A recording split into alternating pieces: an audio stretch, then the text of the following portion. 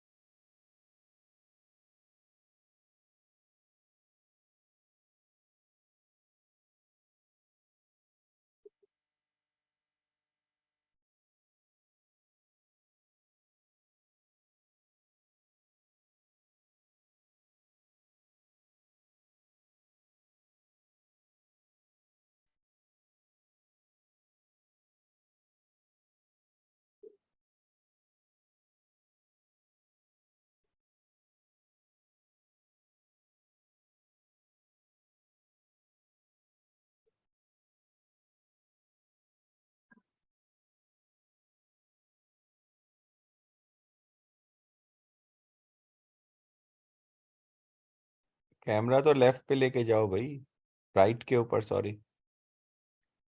Camera तो उस पे, पोडियम पे, थर्ड, इसके बाद वाला, इसके बाद वाला, नेक्स्ट। और ये बात।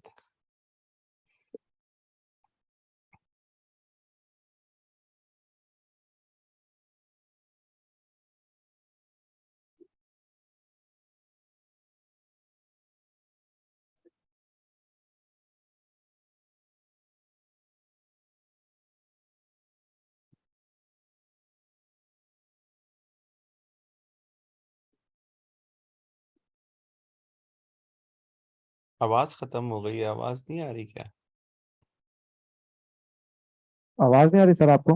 अब आ रही है, पहले नहीं आ सर रही थी। जरूर नहीं रहा था ना।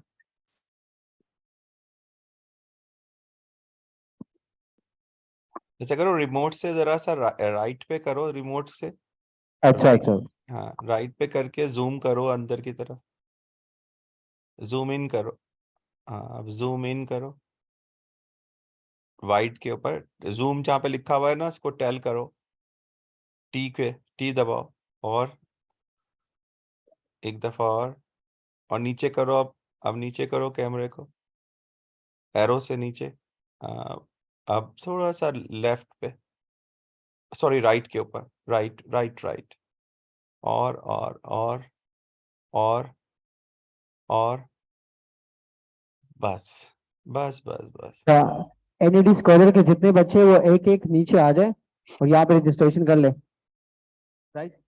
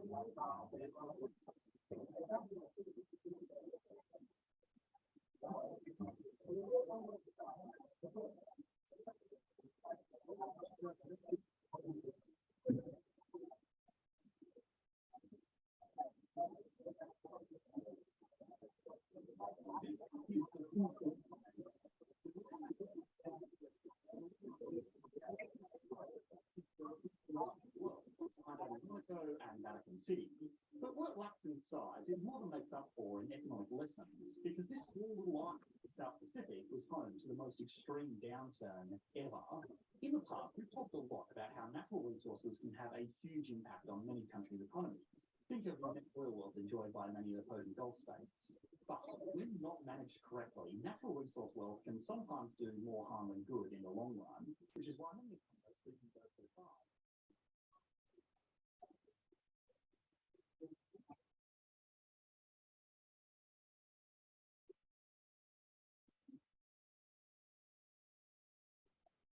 And maybe next year we can host this company holiday party in the Bahamas. This big report now out.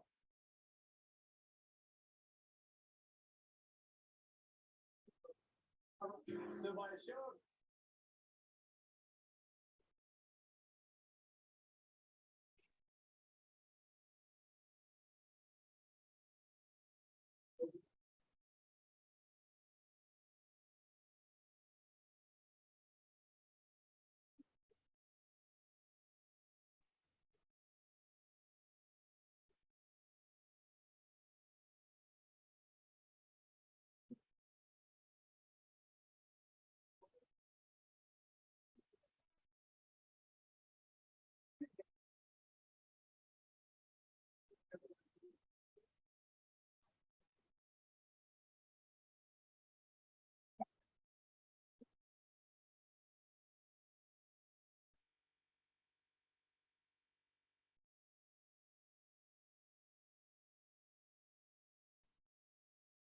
तो आप लोग क्या कब शुरू कर रहे हैं भाई?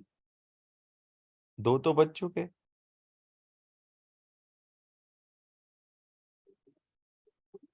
जुबैर, शोर थोड़ा कम करें, कीप साइलेंट। सर कह रहे हैं जो है शोर कम करें। आगे। ठीक।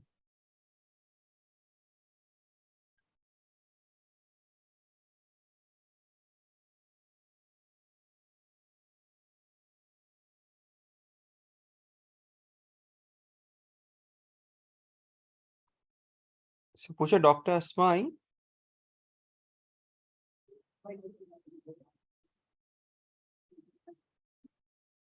जी सर। डॉक्टर अस्मा आ गई? नहीं सर, वो अभी तक नहीं आई। उनसे हिफ्सा से कहो उनको फोन करके मालूम करे, उसका काम था। Sir she is on the way, वो मेन गेट पर ही है और हमारे 2 वॉलंटियर्स हैं उनके पास उन्हें रिसीव करने के लिए। चलो ठीक है। और ये आ गए आरिफ साहब? नहीं सर, आरिफ भी नहीं आए अब तक। आ रहे हैं, बस आ रहे हैं। चलो फिर इसको फिर जूम आउट कर लो अभी, इसको यहाँ से कैमरे को। आरिफ जुबैर, अभी नहीं, बस पहुंचने वाले।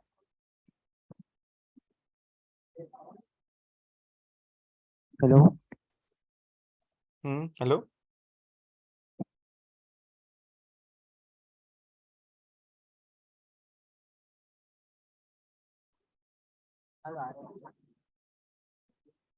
उनका उनका क्या वो क्या लैपटॉप अटैच कर दिया? आरिफ साहब का लैपटॉप अटैच हुआ? सर वो स्लाइड हमारे साथ शेयर करेंगे, एक ही लैपटॉप। तो ला रहे हैं क्या वो अपने साथ, या तुम लोगों के ही यूज करेंगे?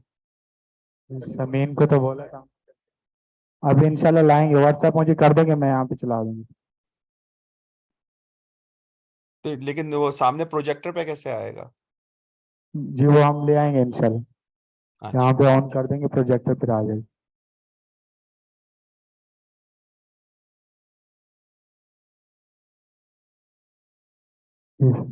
मुजाहिद भाई, मुजाहिद,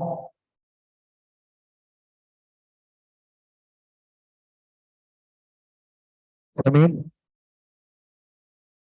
सर आ गए।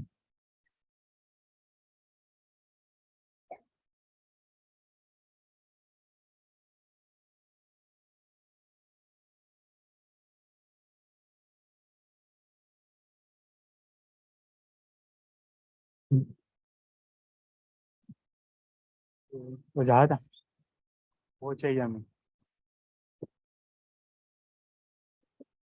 सर सुहेल, सर यूएसबी में नहीं चलेगी, यूएसबी है यार, यूएसबी हटानी पड़ी। अच्छा एक मिनट।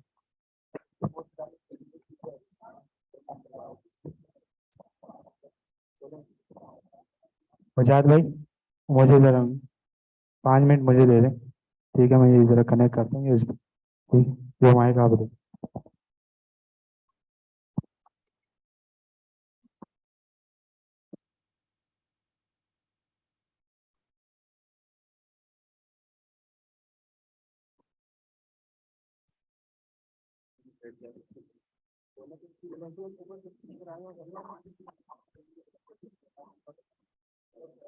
हेलो। अच्छा, एनईडी स्कॉलर्स की जितनी स्टूडेंट्स है वो फर्स्ट सेकंड रो में बैठ जाए please. Thank you.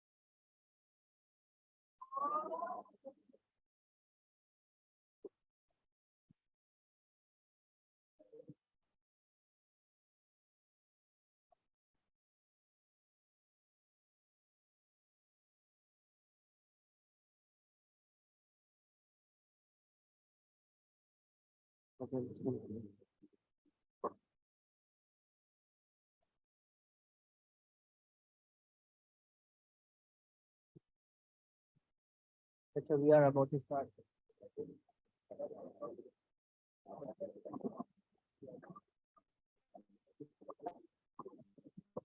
11. In the name of Allah, the most gracious, the most merciful, distinguished guests, ladies and gentlemen, Assalamu alaikum. First of all, let me introduce myself. I am Mujaz Jadun, final year electrical engineering student, and I will be your host for today. Now, I will call upon Sayyid Hilal Hussain for Tilawat Quran. Please, Hilal.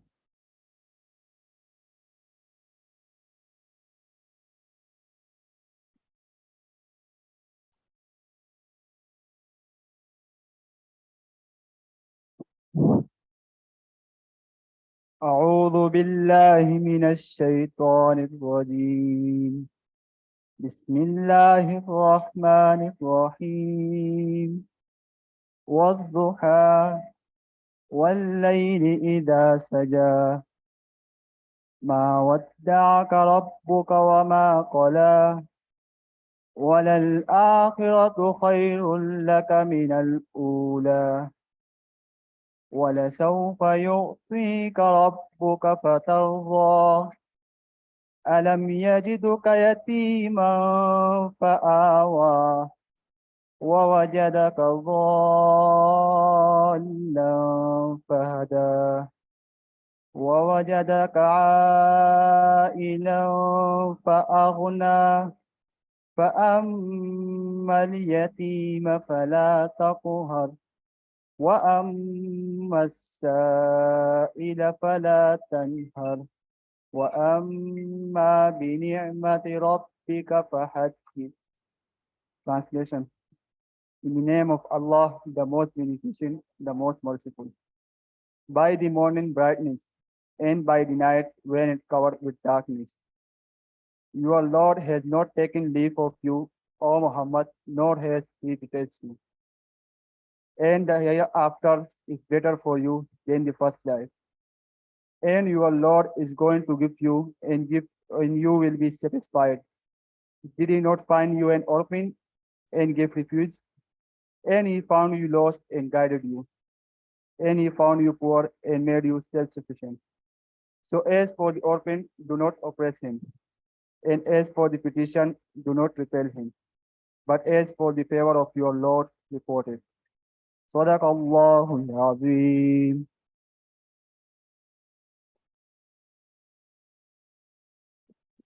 Jazakallah Hilal. Now I will call upon Zishan Haider for Naaz Sharif. Please, Zishan.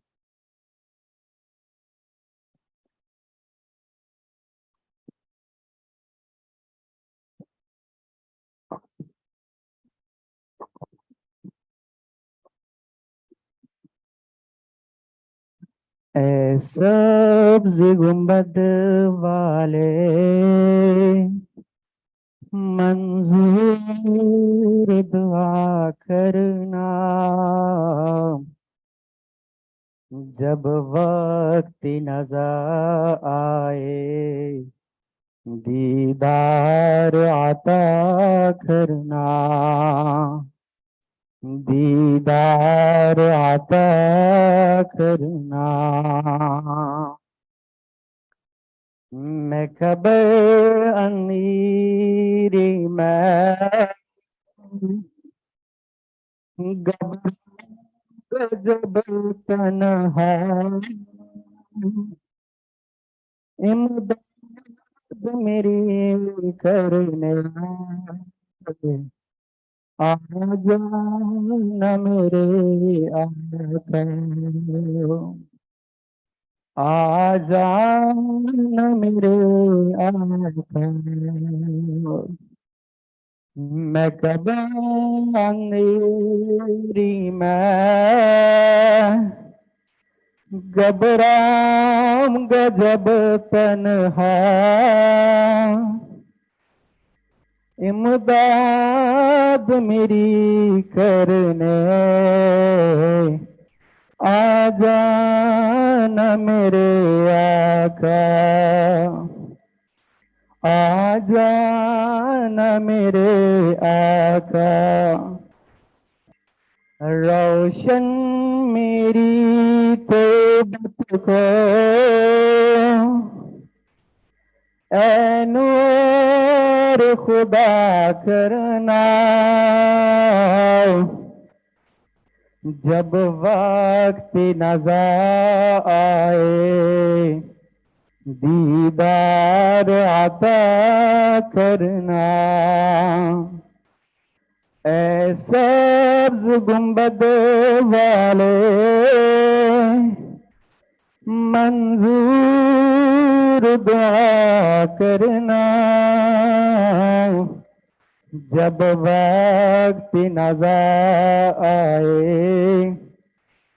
दीदार आता करना ऐ नूर खुदा आकर आंखों में समा जाना याद पे बुला लेना या ख्वाब में जाना ऐ नूर खुदा आकर आंखों में समा जाना याद पे बुलाना या ख्वाब में आ जाना ऐ बनशीं दिल के पर्दे में रहा करना जब वक्त नज़ा आए दीदार अता करना.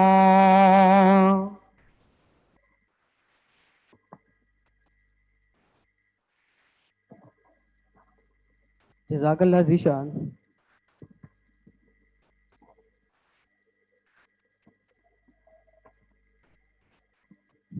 Now please stand in the honor of national anthem.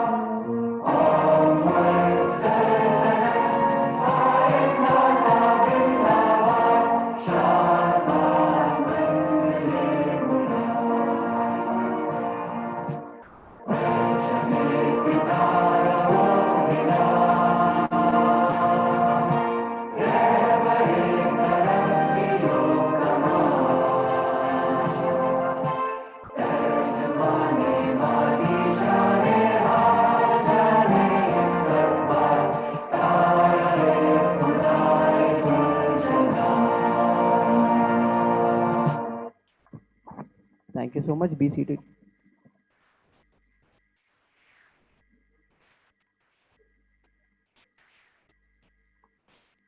Now let's start with a brief introduction of NED Scholar Organization. NED Scholar is an organization originally known as Mechanical 8081 Alumni Scholarship. It was started by a small group of NEDians from the Mechanical Engineering Department in 2007. NED Scholar Organization believes that a single person with the right education can change the life of entire family. NED Scholar not only provide financial support to deserving students, but also encourage every student to be an active member of society by raising their self-esteem and increasing their skill set, both technical and social, and guiding them throughout their studies. Here, I would also like to mention that through NED Scholar, we provide 507 scholarships, 127 internships, 319 trainings, 4,281 trained students, and supported 120 graduates. 645 laptops were distributed in the last 4 years. So it's a huge amount. Please clap for the organization.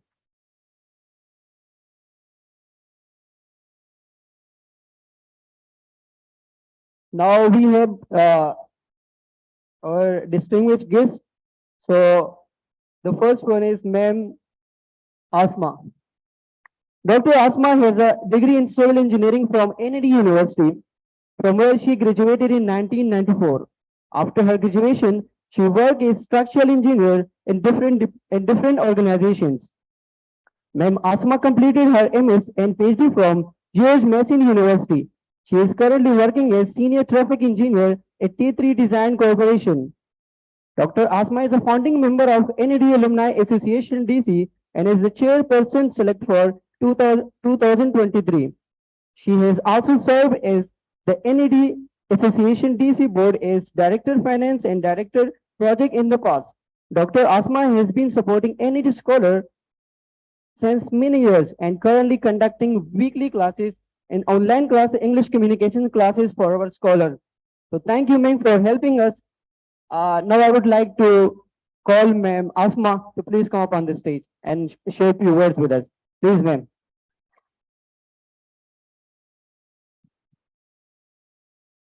Thank you. It's Wajahat, right?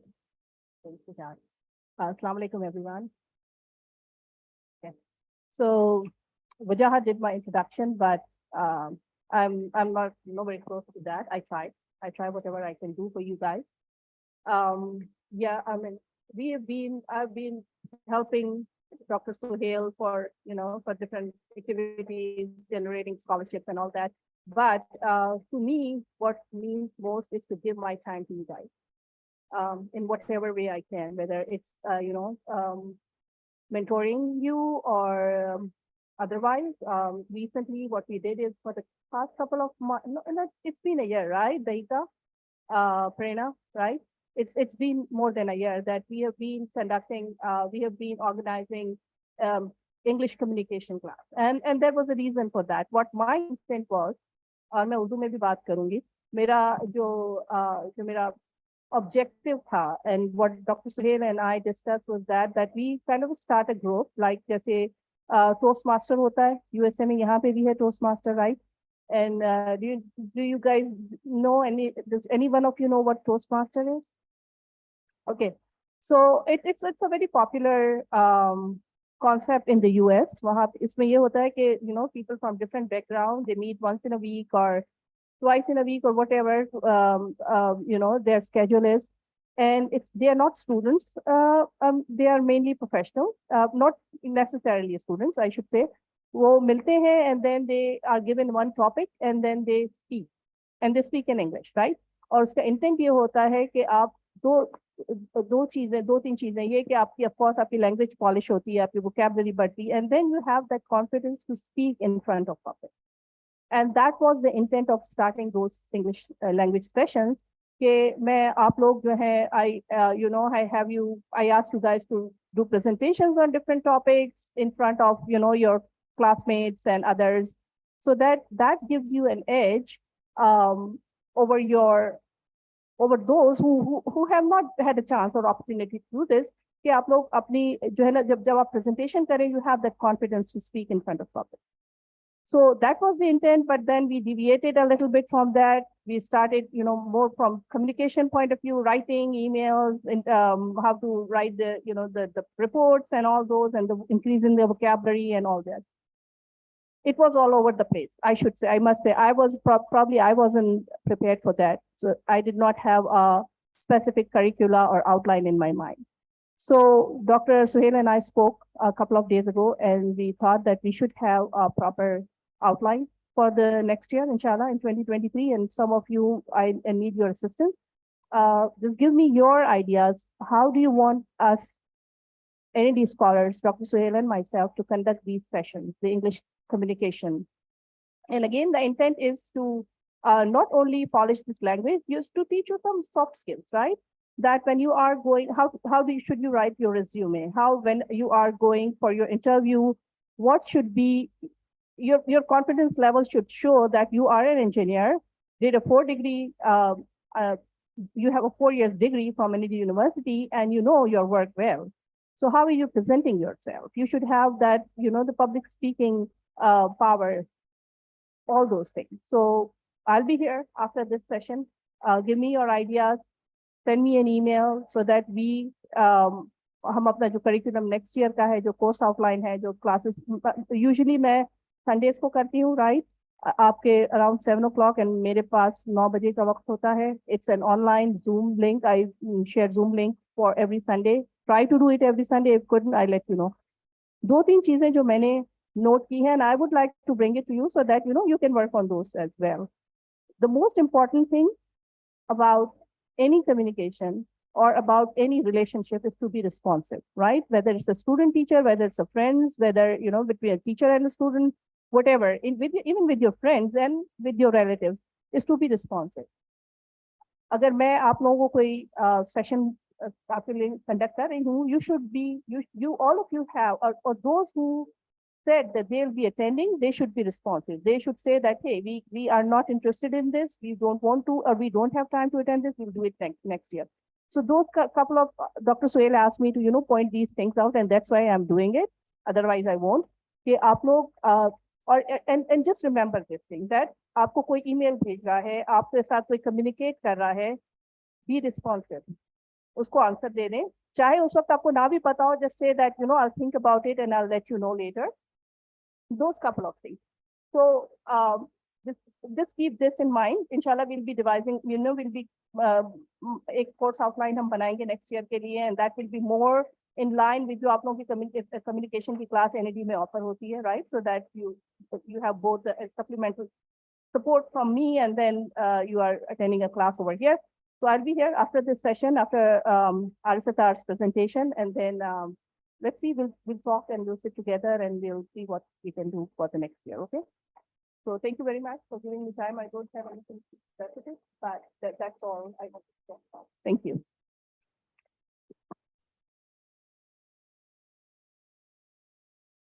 हाँ जी, अब किसी को कोई question है, मुझसे पूछना है about how I can help you.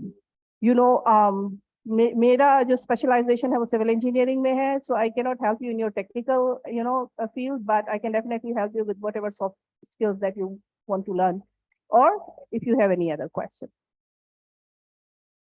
I think हमको इसके बाद के लिए ठीक है? I think that's all. Thank you, ma'am. Thank you.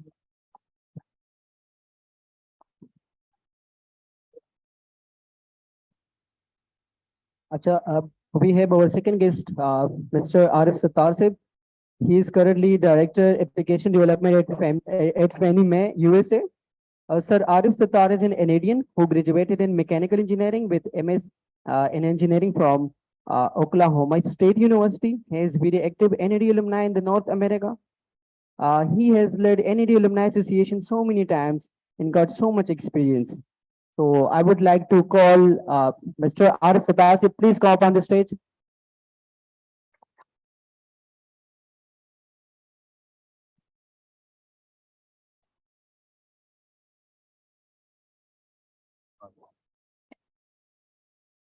अस्सलाम वालेकुम, आवाज आ रही है? नहीं? हाँ नहीं, पीछे नहीं यार, कुछ कैरी कर रहा हूँ। वैसे मैं जोर से बोलता हूँ काफी, वैसे भी यार ये जो वीडियो आप स्लाइड मैं आपको इवेंचुअली मैं प्रेजेंटेशन करूँगा। अस्सलाम वालेकुम, जाग रहे हो? खाने के बाद जो है अभी उलूदगी नहीं आई, शुरू हुई, ठीक है ना? तो लास्ट ईयर भी आप लोगों से मुलाकात हुई थी, तो इस बार डॉक्टर सोहेल आप उस पे हैं, ऑनलाइन है, उनकी आवाज निकल रही है? हाँ, काफी देर से होंगे वो। हाँ, मैं अभी हूँ। तो अस्सलाम वालेकुम सोहेल, थैंक्स फॉर वालेकुम सलाम। I am happy to see all the kids here. माशाल्लाह रूम भरा हुआ है इधर। मैं समझ रहा था कि 25 तारीख के बाद छुट्टी कर रहे होंगे लोग आराम से। तो सोहेल साहब ने मुझसे कहा, डॉक्टर सोहेल ने, is a friend of mine, हम साथ बैचमेट हैं, 80-81 के बैच है और 86 में ग्रेजुएट हुए थे 6 साल की कैद के बाद। तो हम साथ के कैदी हैं और कैद में जो ना दोस्ती बहुत अच्छी होती है। तो we actually left in, when we, throughout the years, it's been almost like 35-36 years now after our graduation, we've been connected. मैं आज उर्दू अंग्रेजी दोनों में बोलूँगा। उर्दू का अगर से बोलोगे तो मैं बाहर चला जाऊँगा। और जब भी कोई सवाल करना हो, मैडम अस्मा भी यहाँ पर हैं, अगर कोई मेरी बात समझ में ना आए या कोई वर्ड समझ में ना आए, पूछें, ये तो अंग्रेजी भी पढ़ाती हैं आप लोग। तो we'll try to clarify as much as possible, लेकिन शर्त एक है कि सवालात होंगे, सवालात ये इंटरैक्टिव रहेगा। मैं बीच में रुक के आपसे पूछूंगा, आपको कोई सवाल तो नहीं। सवालात जरूरी हैं, सिर्फ डमी बैठ बन के सुनना नहीं, ठीक है? वरना क्रिटिकल थिंकिंग का फायदा ही कुछ नहीं, ठीक है? तो आज टॉपिक है क्रिटिकल थिंकिंग। सोहेल साहब ने मुझसे कहा था कि करियर और जॉब्स के बारे में बात करें, इससे कि बच्चों के जहन पे यही होता है।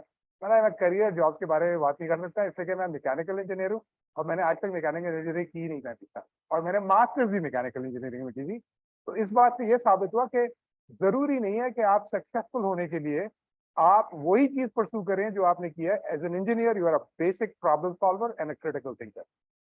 नौकरी कोई मिले नौकरी ना मिले, you got to solve the problem. तो ये आपने रखना है अपना थिंकिंग, उस पर आज बात करें। तो मेरा जो चल गया ये, ठीक है। तो पहले सबसे पहले मैं एक कंपनी में डायरेक्टर हूँ, तो मुझे ये ऐलान करना पड़ता है डिस्क्लेमर के मैं जो कुछ भी बोल रहा हूँ वो मेरे अपने ओपिनियन है, उस कंपनी के ओपिनियन नहीं है, ताकि मेरे ऊपर कोई लॉ सूट ना या कंपनी के ऊपर। तो this is my thinking, this is my opinion, and then कुछ चीजें मैंने कलेक्ट की हैं और मैंने कोशिश यही कि जो हमारे अलुमनाई हैं यानी एनईडी के लोग जो हैं उन्होंने जो काम किए हैं, how critical thinking was applied and where they are with their product and services. तो दो कंपनीज हैं जिनको मैं शेयर करूंगा और दोनों से इजाजत ले चुका हूं मैं, उनकी इंटेलेक्चुअली प्रॉपर्टी राइट पे मैंने कोई इंक्रोचमेंट नहीं की है। एक है हमारे बैच के ही होते थे इलेक्ट्रिकल के सफान शाह, उनकी एक कंपनी है पे एक्टिव। दूसरे हमारे से 2 साल सीनियर 84 बैच के मैकेनिकल के साथ, उनका नाम है अदनान सिद्दीकी। उनका यहाँ एक प्रोडक्ट है उसको इजी शिफा के नाम से। तो इजी शिफा के तकरीबन 125 इंस्टॉलेशन हैं। तो we'll talk about both. The difference is one is an original thinking that came out, it's a breakthrough thinking जिसे कहते हैं, और दूसरा वाला एडेप्टेशन है, मतलब ऑलरेडी सोल्यूशन मौजूद था लेकिन उसको पाकिस्तान में अप्लाई किया गया। ठीक है, कोई सवाल? अब तक कोई सवाल है? स्पीड सही है, आवाज सही समझ में आ रही है? अच्छा, आगे बढ़े।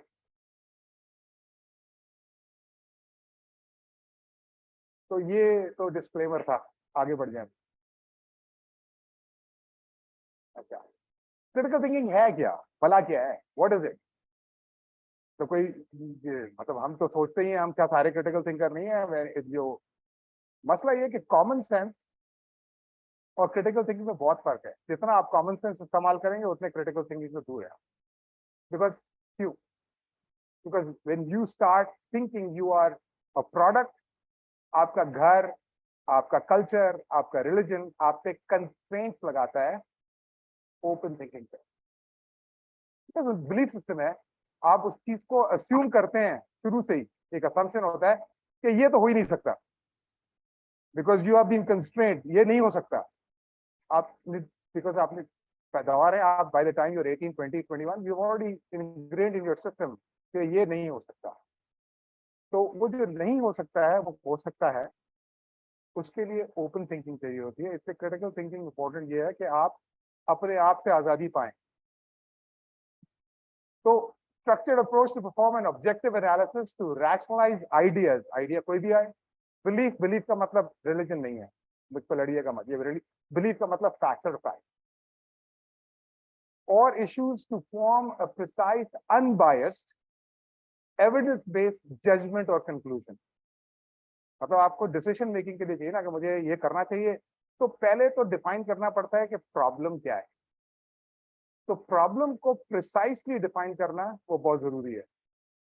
कि फॉर एग्जांपल मैं कहूँ कि एनईडी का ब्रांड इरोड हो गया है, जब मैं पढ़ता था बहुत अच्छा था, अब नहीं है। अगर मैंने ये स्टेटमेंट दिया है, ये प्रिसाइज नहीं है, मेरे पास कोई काउंटर आर्ग्यूमेंट नहीं है, मेरे पास फैक्ट्स और डेटा नहीं है, मैं ऐसे ही आपको बता रहा हूं। But it's a premise, it's an argument.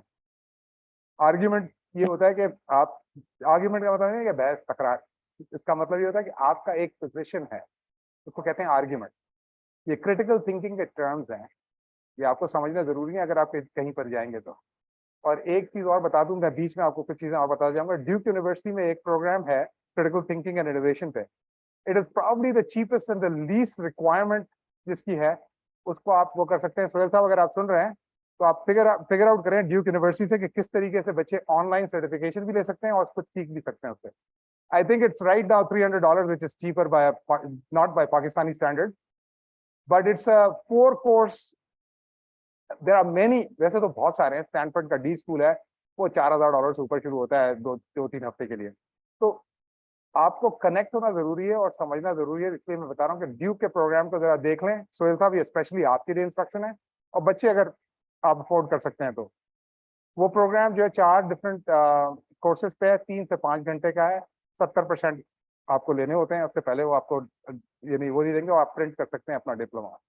It's a useful thing just to while I'm talking about it, I don't have the bibliography and references written down here, तो मैं इसलिए आपको बता रहा हूँ। Anyway, तो ये जो पहला स्टेटमेंट है इसको बहुत गौर से पढ़िएगा और उसके बाद एक एक वर्ड को समझने की कोशिश करें कि इसका मतलब क्या है। और क्रिटिकल थिंकिंग एवरीडे लाइफ में भी होती है। जैसे फॉर एग्जांपल पेशेंट आया है इमरजेंसी रूम में और ट्रियाज डॉक्टर है, उसको कंक्लूड करना है कि क्या है इसको, तो उस कंक्लूजन में भी उसको यही करना पड़ेगा जो मैं यहाँ बता रहा हूँ। या आपने 2 साल का प्रोग्राम को ये, या आपने नासा का कोई प्रोजेक्ट करना है, the same thing will apply to all of this. What is the problem and how to define the problem, that is the most important thing before you start solving anything. Otherwise you're going to have you will waste your energies and resources on something that is not defined. So argument statements हो सकता है कि बड़ा complex programme है तो आपको multiple arguments देने पड़ते हैं, लेकिन जनरली एक आर्ग्यूमेंट, जैसे फॉर एग्जांपल एक आर्ग्यूमेंट हो गया कि जी cell phone while driving cause accidents, argument है, डेटा का है। तो बेसिकली जब उसकी बायसेस को रिमूव करने के लिए, कुछ लोग बायस होंगे कि नहीं ये तो भाई सेलफोन कंपनी तो बायस होंगी, उनको तो चाहिए कि भाई बिके सेलफोन और हर वक्त लोग इस्तेमाल करें, उनके काउंटर आर्ग्यूमेंट्स होंगे।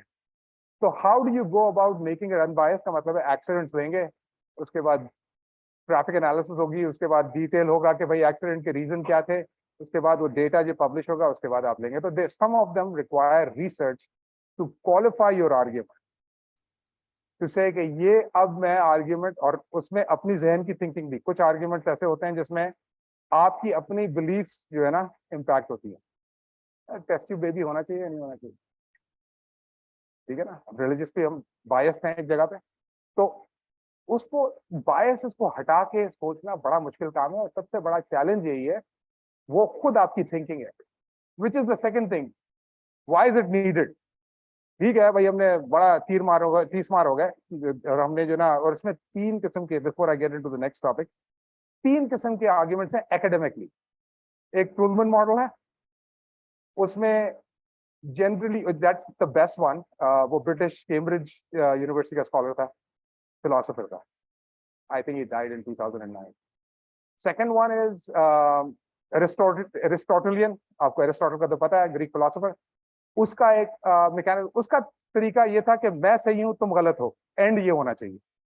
तो काउंटर आर्ग्यूमेंट्स को वो फोर्सफुल थिंकिंग थी उसमें, अच्छा मॉडल है वो भी। तो कुछ चीजों में ये चाहिए होता है, तो केस बाय केस जो आपका आर्ग्यूमेंट या प्रॉब्लम है, आपको अलग अलग तरीके हैं, 5 या 6 स्टेप्स हैं हर एक के। मैं इस वक्त आपको गया तो फिर सेमेस्टर गुजर जाएगा। तीसरा है कार्ल रॉजर का रोजेरियन, वो कैलिफोर्निया के प्रोफेसर थे, बड़े एजुकेशनिस्ट थे। उनका थिंकिंग ये है कि कलेक्टिविज्म के अपने हरीफ को भी साथ में लेके चलो, हारना जीतना नहीं आर्ग्यूमेंट में। तो देयर आर 3 डिफरेंट आर्ग्यूमेंट के टाइप्स हैं। तो आप कौन सा चूज करते हैं वो आपकी मर्जी पर है, लेकिन आपको उसमें भी सोचना पड़ेगा कि मुझे क्या इस्तेमाल करना चाहिए, प्रॉब्लम क्या है। उसके बाद ये आप वापस उधर ले जाएं, तो क्यों करते हैं हम ये, वजह क्या है। सबसे बड़ा प्रॉब्लम हम खुद अपना हिंड्रेंस है। इसलिए एक टर्म है, इसको कहते हैं मेटाकॉग्निशन, गूगल कर लीजिएगा जब टाइम मिले। मेटाकॉग्निशन ये है कि थिंकिंग अबाउट योर थिंकिंग, यानी कि आप कैसे सोचते हैं आपको खुद पता है या नहीं। और उसमें से आप ये देखें कि मेरे असम्पशंस और बायसेस नेचुरली कैसे बनते हैं, जो कि गलत होंगे मोस्ट ऑफ द टाइम। जैसे कि आपने तो सीखा है दुनिया से, मतलब मैं गिरूंगा तो चोट लगेगी। So you have to think about that. So metacognition is the most important thing which we don't have. Pakistan में तकरीबन नापैद है, समझ रहे हैं आप। तो अगर इंटरेस्ट है, मैं इस पूरी डिबेट को इतनी दूर और डीप नहीं ले जाऊंगा। मैं आपको वीडियो भी दिखाऊंगा, थोड़ी ताली भी बजाएंगे, थोड़ी सक्सेसेस भी याद करेंगे, ऐसे कि सब्जेक्ट बहुत डीप और कॉम्प्लेक्स है। लेकिन जरूरी ये था कि आप लोग सोचें इसके बारे में।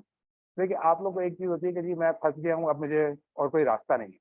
रास्ते हमेशा है, आपने मेहनत करनी होगी और मेहनत अपने आप को बीच में से हटा के करनी होगी। तो मेटाकॉग्निशन का एक टॉपिक है, basically it's about how do you, तो ये जो क्रिटिकल थिंकिंग है वो आपको अपने आप से, यानी ऑब्जेक्टिव का मतलब ये है कि आप अपने एज ए सब्जेक्ट को हटा देते हैं and you are doing an rational objective thinking. उसके बाद की एलिमेंट्स क्या है इसमें, ये तो छापा खाना है, मेरे वेबसाइट से उठा के कॉपी कर दिया, मुझे पसंद आया था। Basically identification and premises for conclusion, that's the first part, के अपना कंक्लूडिंग स्टेटमेंट कैसे बनाना है, लेकिन उसके बाद आइटरेट करना है।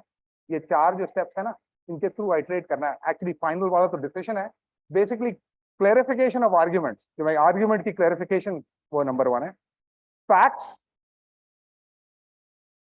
Facts, thank you.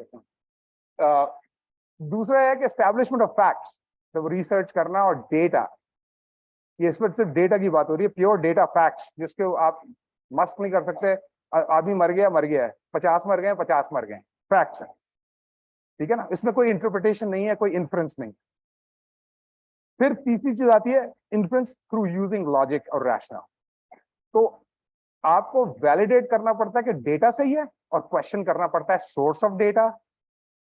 उसको टेस्ट करना पड़ता है कि अगर किसी ने आपको स्टेटिस्टिकल एनालिसिस दे दी कि 78% ये है और मीडियन ये है, आप अपना खुद भी असेसमेंट करके देखें कि भाई वो सही है या नहीं है। सोर्स ऑफ डेटा क्या है, फेक न्यूज उठा के ना पढ़ लें सिर्फ और शुरू कर दें। आपको सोर्स ऑफ डेटा पता हो कि गवर्नमेंट का डेटा है कि ट्रैफिक, बिकॉज हर चीज आपके पास, हर आंसर मौजूद नहीं होगा आपके पास, आपको ढूंढना पड़ेगा। तो फैक्ट्स, और फिर लॉजिक, जो आंसर है वो लॉजिक से है या यकीन कर लो क्या चीज है। किसी को लॉजिक बतानी पड़ेगी, डेटा बताना पड़ेगा, या ढूंढना पड़ेगा, और आर्ग्यूमेंट को क्लैरिफाई करें। This is the basic, just the pure basics of critical thinking. This is a deep subject, और इसमें आप मास्टर्स भी कर सकते हैं, पीएचडी भी कर सकते हैं, और जिंदगी भी गुजार सकते हैं। लेकिन सिर्फ इस वक्त ये था कि आप लोग जब इनोवेट करते हैं, और मैं इस तरफ डायरेक्शन ले जाऊंगा कि how do you do innovation. और आजकल जो माहौल है, हर चीज डिजिटल प्रोडक्ट्स है, और मेरा काम भी वही है, तो I am going to bring you there, but it is not necessary for digital products, it can be applied anywhere. तो ये है बेसिक। और उसके बाद जब आप कंप्लीट कर लें, रिवैल्यूएट कर लें, और उसके बाद आप स्टेटमेंट लगाएं, जब आपका स्टेटमेंट तैयार हो जाए, ये लिखा हुआ होना चाहिए, सिर्फ जहन में तकरीबकारी नहीं, ये लिखा हुआ होना चाहिए, डेटा मौजूद होना चाहिए। और उसके बाद फिर कम्युनिकेट करते हैं पॉइंट ऑफ व्यू लेने के लिए लोगों से, इतने बड़े लोगों से नहीं, जनरली सिंगल डिजिट लोग, within less than 10, ideally 4 to 5 people. You will sit down, you will share the idea, the argument, and then you will take the counter argument and try to convince or get convinced. तो ये एक story है critical thinking की, और हर चीज में इस्तेमाल होता है। इसका स्कोप और स्केल मिनट बाय मिनट से लेकर सालों तक हो सकता है, इसमें कोई रिस्ट्रिक्शन नहीं। हर चीज के लिए क्रिटिकल थिंकिंग की जरूरत नहीं है। नमाज पढ़ने के लिए जरूरत नहीं है, अब जाए नमाज पढ़ने खत्म करें, ठीक है ना।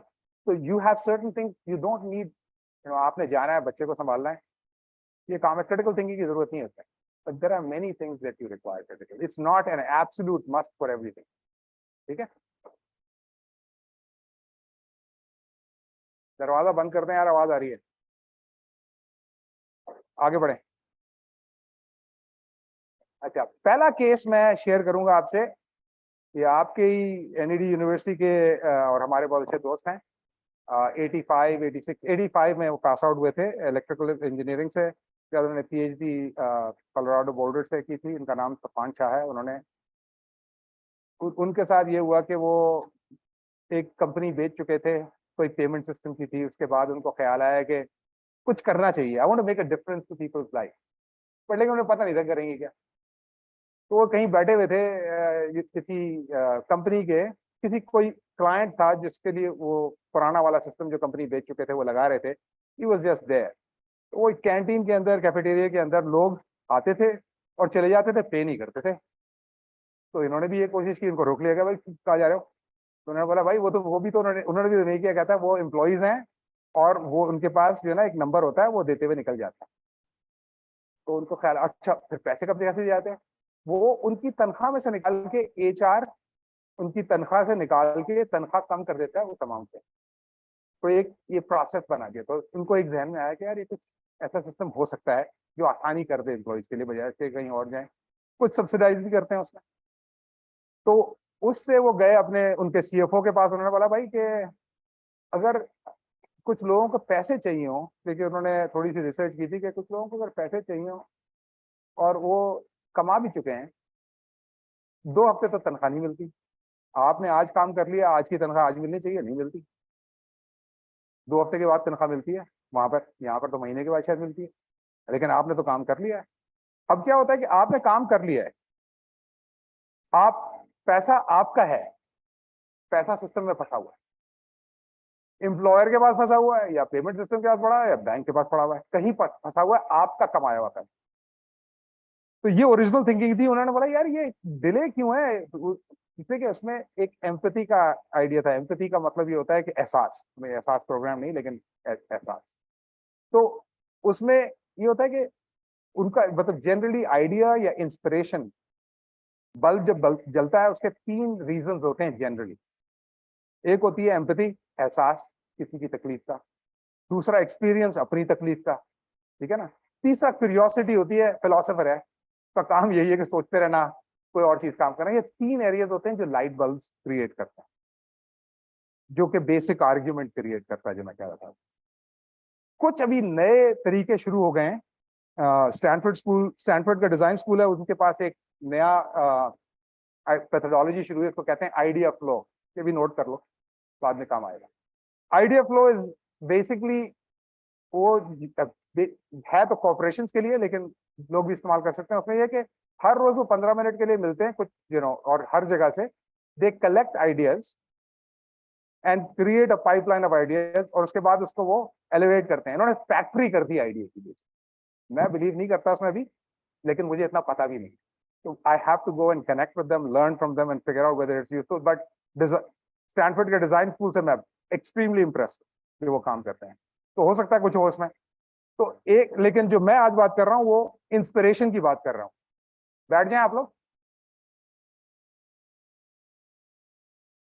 जब आए तो खामोशी से आया करें ताकि जो है दूसरे लोग डिस्टर्ब ना हो। Thank you. तो इसमें जो इनकी थिंकिंग थी वो एहसास था, मतलब इसमें इंस्पिरेशन जो उसको हुई उससे कि वो खुद तो परेशान नहीं था इस कामों के लिए। जनरली ये होता था कि कोई आदमी है, और वहां पर ये बाद में जो डेटा नजर आएगा कि 40 to 50% of people in the US, में पाकिस्तान की बात नहीं कर रहा, पाकिस्तान में ये नंबर और हाई होगा, वो रोजमर्रा अगर कोई इमरजेंसी आ जाए, समझ रहे, बिजली का बिल ज्यादा आ गया, बच्चा बीमार हो गया, कुछ और हो गया, तो उनको 300-400 रुपए उनके पास नहीं होते, and they have to go and borrow, उधार लेना पड़ता है। उधार लेने के लिए उनको वहां पर ये क्या कहते हैं, पे डे लोन्स कहलाते हैं, कि आपको लोन दिया जाएगा, जब आपका पे आ जाएगी तो हमें दे दीजिएगा, लेकिन उसकी इंटरेस्ट रेट एक्सट्रीमली हाई होती है, ओवर 100%। मतलब आपने 250 रुपए लिए, उसने बोला 50 रुपए देना, 300 रुपए दे देना मुझे 2 हफ्ते के बाद। लेकिन आप मैथ करके देख लें, अगर उसको हर 2 हफ्ते बाद ये करना पड़े तो उसका पूरे साल में इंटरेस्ट रेट क्या बनता है देख लेना। तो ये रिबा का एक्सट्रीम है, समझ रहे हैं। तो उसमें ये देख रहा है कि एक आदमी जो है ना कांस्टेंट उसमें है, और 40% of the people are either paying overdraft, या पेड लोन जाके लेते हैं, या फीस पे करते हैं। ये नंबर्स हैं, अगर ये चेंज क्यों हो जाता है यार बार बार, ये नंबर्स हैं कि टोटल 170 बिलियन डॉलर्स जो है ना, ये सिस्टम में फंसा हुआ है, कमाया हुआ पैसा फंसा हुआ है।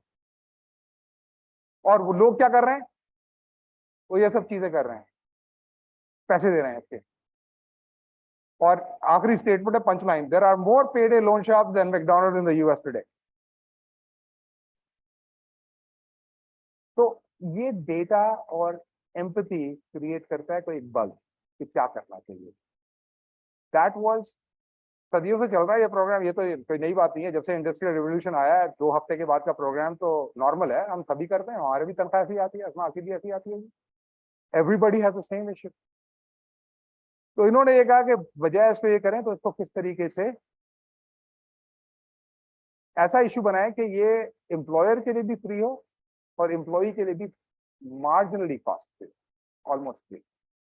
तो उन्होंने उसका एक सोल्यूशन निकाला, उसको वो पे एक्सेस कहते हैं। अब मैं सोल्यूशन के डिटेल में नहीं जाऊंगा, वो काफी कॉम्प्लेक्स है, लेकिन बेसिक चीज ये है कि आप अगर एक हफ्ता काम कर चुके हैं, आपका $500 की आपकी 2 हफ्ते की पे है, आपको $250 आपने कमा लिए हैं, आप वो $250 निकाल सकते हैं।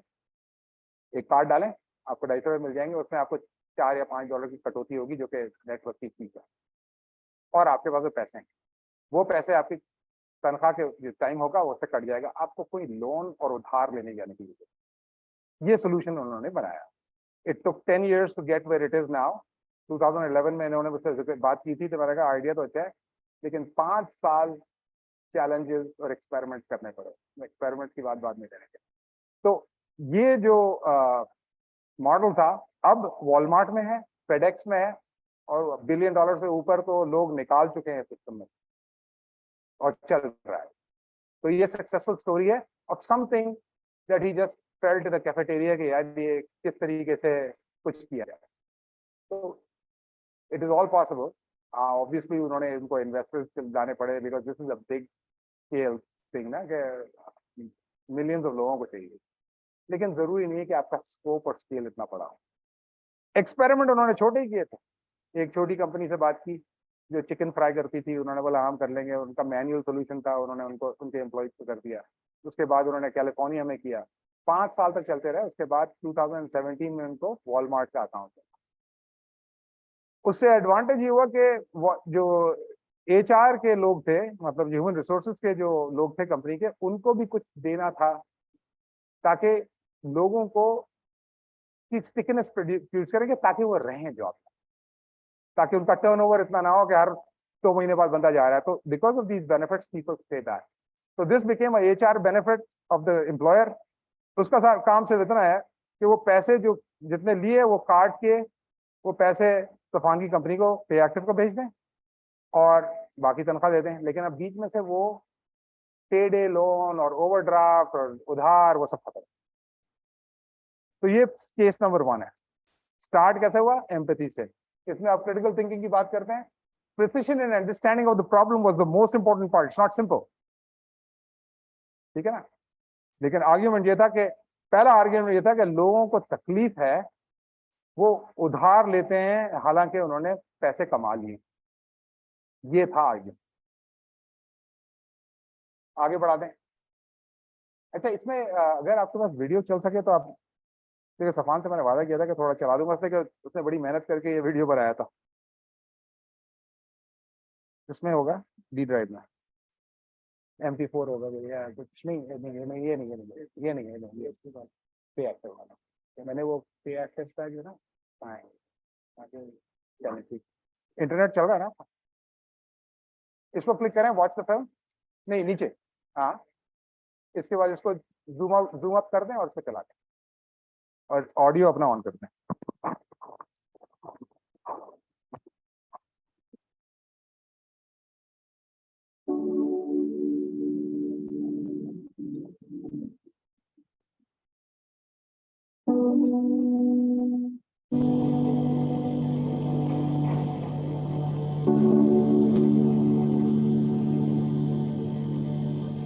When you're stressed with your finances and you're at work, sometimes it breaks my concentration. Even at home, sometimes I couldn't sleep at night. It was something that I kept to myself. Just like most of the population, probably more than 50% of West Virginia, I live paycheck to paycheck too. The last thing I want to do as a 28-year-old adult with 3 children is call up someone and ask if I can borrow money. Unless you're part of that elite 1%, I think we're all out here struggling. I don't know anybody that doesn't live paycheck to paycheck.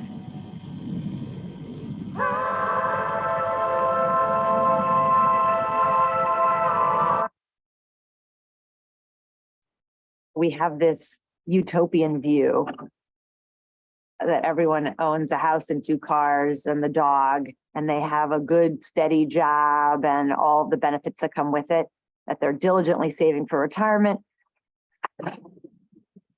Nothing could be further from the truth. I don't think almost anybody in the population is aware of how many people live paycheck to paycheck, which is this number between 70 million to 100 million people. When I heard it for the first time, I was struck at how large it was. About 40% of Americans couldn't come up with $400 in an emergency. All the debates in America are level of salary, how much you're paid, structure of salary, how you're paid. And I said, but there's another thing that's going on here, which is timing or when you are paid. So if you work for 2 days or 3 days or 4 days, you're earning something every single day. However, that is going to be paid to you 2 weeks later. Giving them access to their earned wages is just the process of bringing them out from drowning.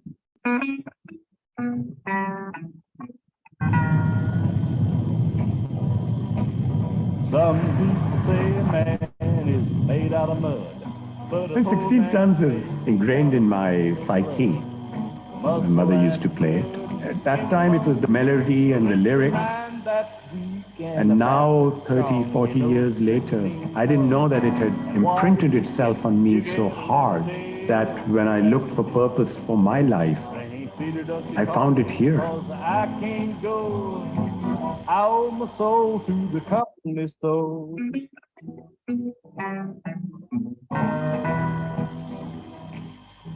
Welcome to the verge of earned wage access. Why is it called earned wage? It's actually EWA. I'm only taking money I've already earned. The concept of time that Safwan Shah uses is not something that's really been studied on the academic side. So he's really a pioneer in thinking about these things. Amartya Sen's Nobel Prize in Economics taught us that people die in famines not because of a lack of food, but because of a lack of delivery of food to where people need it the most. Hope came when I realized that there is this money that they've already earned, and it is stuck in the system. Here is the richest country in the world with amazing amount of money, but within that country, there is a huge mass of people who are, what I call the third world living in the belly of America, and it's only America that doesn't know about it. Here we have millions of people who are paying billions of dollars in fees for really small timing related issues between paychecks. So you can easily calculate what amount of money is stuck in the system every 2 weeks. Turns out that number is close to $250 billion. Economic theory tells us that an economy benefits when money moves faster. What is needed is a change in the timing of pay. Is anybody thinking about it?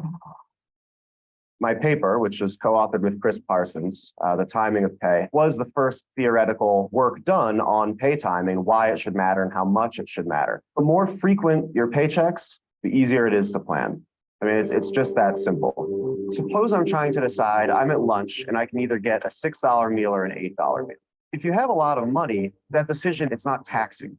But if you don't have a lot of money, you need to figure out whether that $2 is going to be better used now for the better meal today, or whether it'll be more useful in case something pops up before the next paycheck, maybe in 2 or 3 weeks.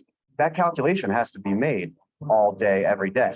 Burglary, theft, robbery, they all spike really in the last week of every month. And that's not true for violent crime. And so it's not like people suddenly become criminal at the end of the month. What's going on is that at the end of the month, people have run out of money and they're hungry. So if the pay is coming in as your consumption needs come in, it matches the timing of the decisions in a way that's much simpler. So giving people that simple courtesy and kindness, to say, you've already earned this money, right? We don't need to be, as Safwan puts it very touchingly, we don't need to be borrowing money from our poorest employees. How heartbreaking is that? I'm always happy to see you. It's definitely not a job you do for a paycheck. I'm here with you all day today, okay? I feel like it's something you're called to do. I try not to bring my stress to work, but still sometimes things are in the back of your mind. I make around $16 an hour. We can't afford daycare, so we work around each other's schedules. That means somebody's always at work. We haven't had a day off together in months. I've tried to get small loans before, and sometimes like you'll go online and try to get a $500 loan, and then when you see the terms, and you end up having to pay back $4,000, and that's crazy to me.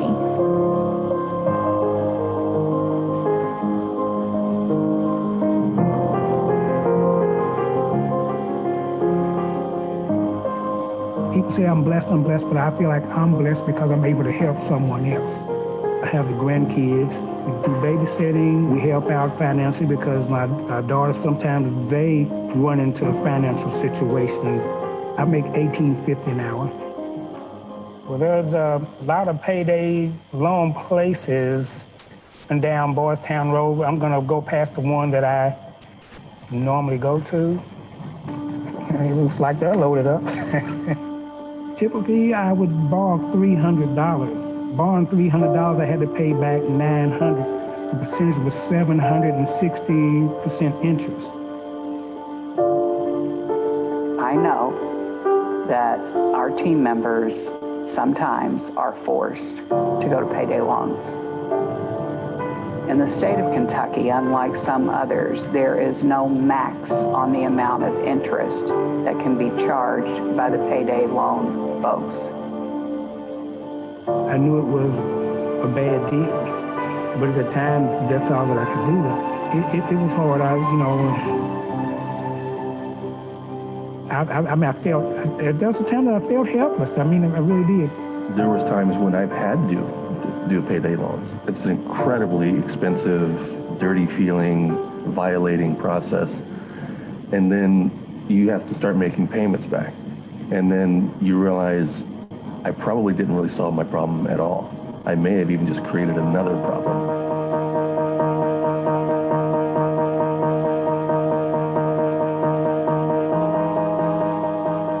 I've never said that payday lenders are bad. I always correct people. You are bad for allowing them to exist and not innovate. That's what free market is. Reimagine the industry. I am totally on board for anything that stops their business. We began wondering what's out there. Mary Haynes is a unique CEO. Thank you. The point. You're awesome. Mary's always got crazy ideas, but we listen. Thinking that people could actually gain access to something before they're supposed to be paid sounds great, but something's going to go wrong. Oh my gosh, we just sent out about $25,000. Well, then it became $40,000. And then when I saw last month, $80,000, it just took off immediately. It has been the most innovative benefit that I have offered to staff. Pass out to the side. 1, 2, 3. Roughly about $10 million of cash flow have been accelerated for our people through Pay Active. I see you. Let's go already. Hype man is what they used to like to call me here. We getting it. I bet. Really the backbone of our company are our agents. Number, please. Agents would, almost be in tears saying, I'm feeling forced to leave so I can get my paycheck so I can pay a bill. How crazy is that? I will never forget this. Came home one time and electricity was off. Paid everything, at least this is what I thought I did. And, and life happened. And I was able to get that bill paid off. You don't have to give a reason as to why you need your money. Our attrition has been cut almost in half. Of our U.S. agents, roughly about 85% of those are enrolled in the program. Of that 85%, almost 90% of those are users of it.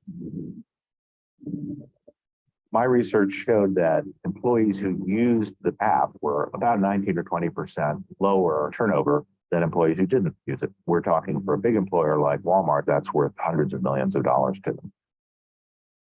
The partial government shutdown is now 3 weeks old, and tomorrow it'll become the longest in U.S. history. You know, when the shutdown happened and when people started getting payday loans, they started missing their rent or mortgage payments. A lot of people were looking down their noses at these workers. Increasingly desperate federal workers stage protests. You know, the first thing I would say is, you know lots of these people. You know, they're in your family. They're, you know, I don't even want to use the word they because it's such a large fraction of our population living paycheck to paycheck. This is not, you know, some tiny group of lowlifes that can't get their act together.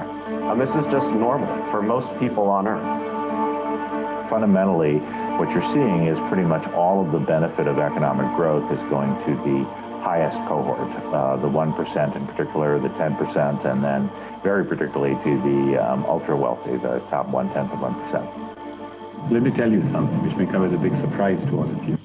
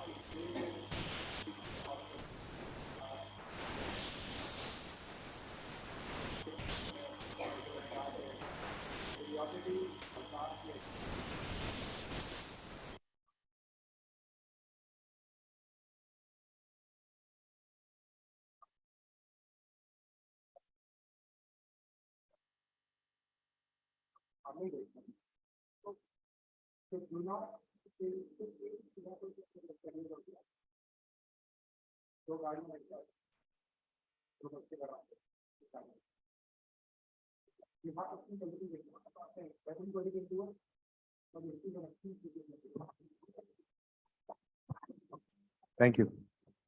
तो ये था एक case. कोई सवाल है आपके sir में या एंड में आप सवाल करें?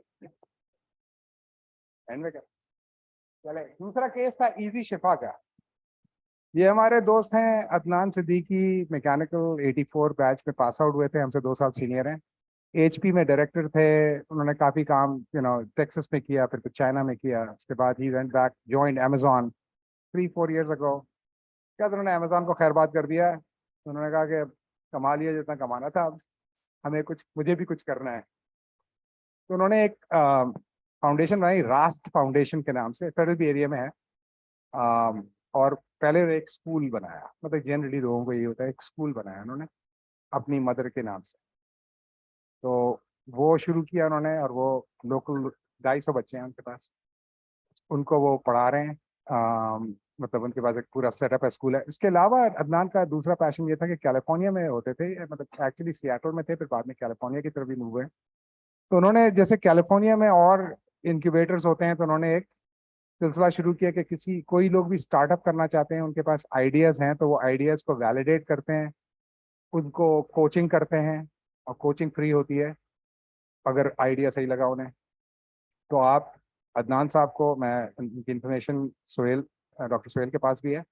आप, और मेरे ख्याल से डॉक्टर सोहेल आप कोशिश कर रहे हैं अदनान को बुलाने के लिए इजी शिफा की डिटेल प्रेजेंटेशन के लिए, राइट? हाँ बिल्कुल बिल्कुल, और हमने एक दफा पहले भी बुलाया था उनको। तो अदनान से मेरी कल रात ही बात हुई थी। तो एनीवे, तो कहने का मकसद है कि उन्होंने जो काम किया वो एजुकेशन तो करा रहे थे, लेकिन उन्होंने बोला कुछ और लार्ज स्केल कुछ किया जाए। तो टेलीमेडिसिन तो ऑलरेडी शुरू हो चुकी है। सॉरी यार,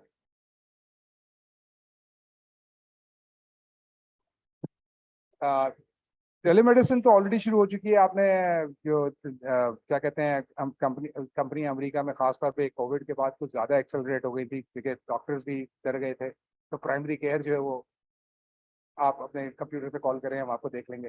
लेकिन उसमें कुछ लिमिटेशंस थी कि रिएक्शनरी था। तो उसमें ये नहीं था कि अगर ब्लड प्रेशर लेना हो तो आदमी को खुद लेना पड़ता था, ब्लड टेस्ट लेना तो वो खुद लेना पड़ता था। डायबिटिक की अगर आपकी जो ना A1C देखना है तो आपको, तो you had to go somewhere to do this stuff. तो इन्होंने स्टडी की कि पाकिस्तान में ये प्रॉब्लम ये था, मेजॉरिटी पॉपुलेशन, ये आर्ग्यूमेंट है क्या, मेजॉरिटी ऑफ इसको मूव ना करें। हाँ, ऊपर ऊपर ऊपर ऊपर। Majority of population in Pakistan does not have access to affordable health care. ये स्टेटमेंट था, लेकिन डेटा आपकी गलती है, आपकी रियासत है, आधार है, कुछ है। उन्होंने मालूम किया कि तकरीबन 15 करोड़ लोगों के पास कोई एक्सेस, प्रैक्टिकली 2/3 और more than half of your population. Primary care का मतलब है उनके पास है ही नहीं कोई, डॉक्टर को तो छोड़े किसी को भी नहीं मिल सकता, तो जनरली फिर लोग क्वैक्स के पास जाते हैं या पीर बाबा के पास जाएंगे या हकीम के पास जाएंगे या फिर क्या बहुत बीमार हो जाते हैं। Average cost of health care पर पर्सन, ये मैंने उनको कंफर्म करने बोला, मुझे नहीं पता कि ये पर विजिट है या पर पूरे ईयर की है कॉस्ट। $43 आप इमेजिन कर लें, $43 को आप 225, 30, 50 जो भी आजकल चल रहा है उसके हिसाब से ये एक आदमी की कॉस्ट है। घर में 4-5 लोग होते हैं। टेक्नोलॉजी सिर्फ उन लोगों को मौजूद है, मतलब पेंडेमिक में पता चला कि 20 से 25% लोगों के पास इंटरनेट और मोबाइल टेक्नोलॉजी है, तो वो कनेक्ट भी करते हैं, और ना तो उनके पास कनेक्टेडनेस भी। तो ये डेटा इन्होंने ऑब्वियसली एक्सेस किया। उसके बाद इनके और भी बहुत सारे बेंचमार्क्स हैं।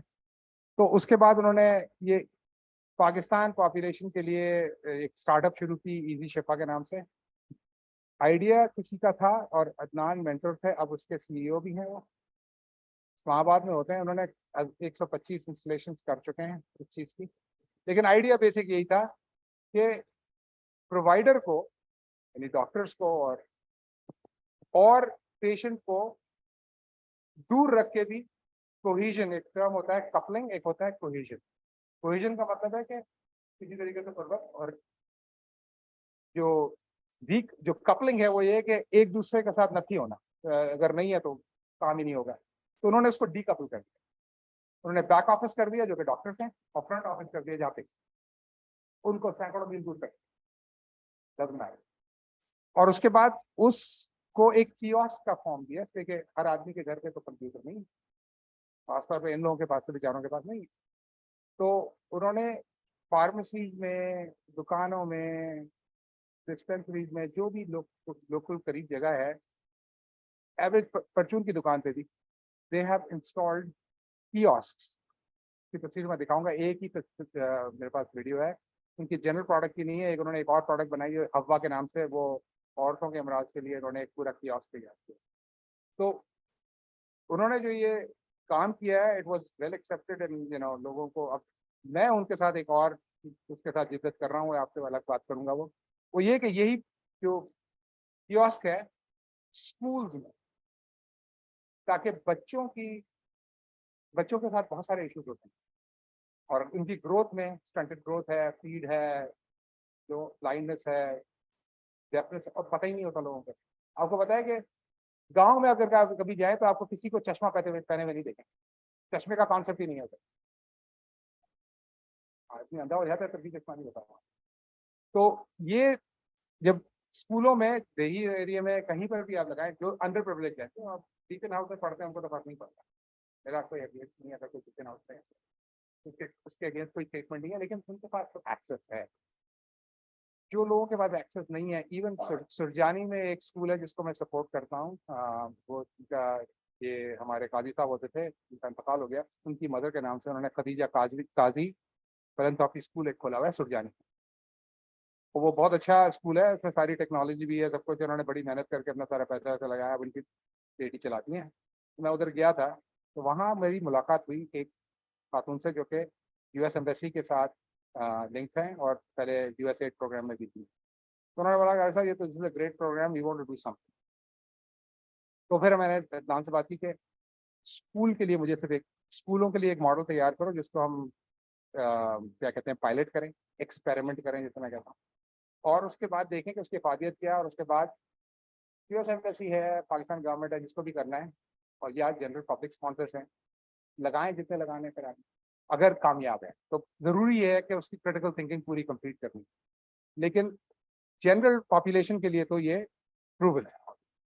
तो मैं, जैसे ये डॉक्टर हिना काजी हैं, उनसे बात हो रही थी, ये जो सोशल साइंसेस की एक्सपर्ट हैं। तो उन्होंने कहा साहब, एक यानी एक्सपेरिमेंट से ये फ़ायदा होता है जो कि आपको एहसास से, क्यूरियोसिटी से और एक्सपीरियंस से नहीं मिल सकता, वो है एक्सपेरिमेंट से।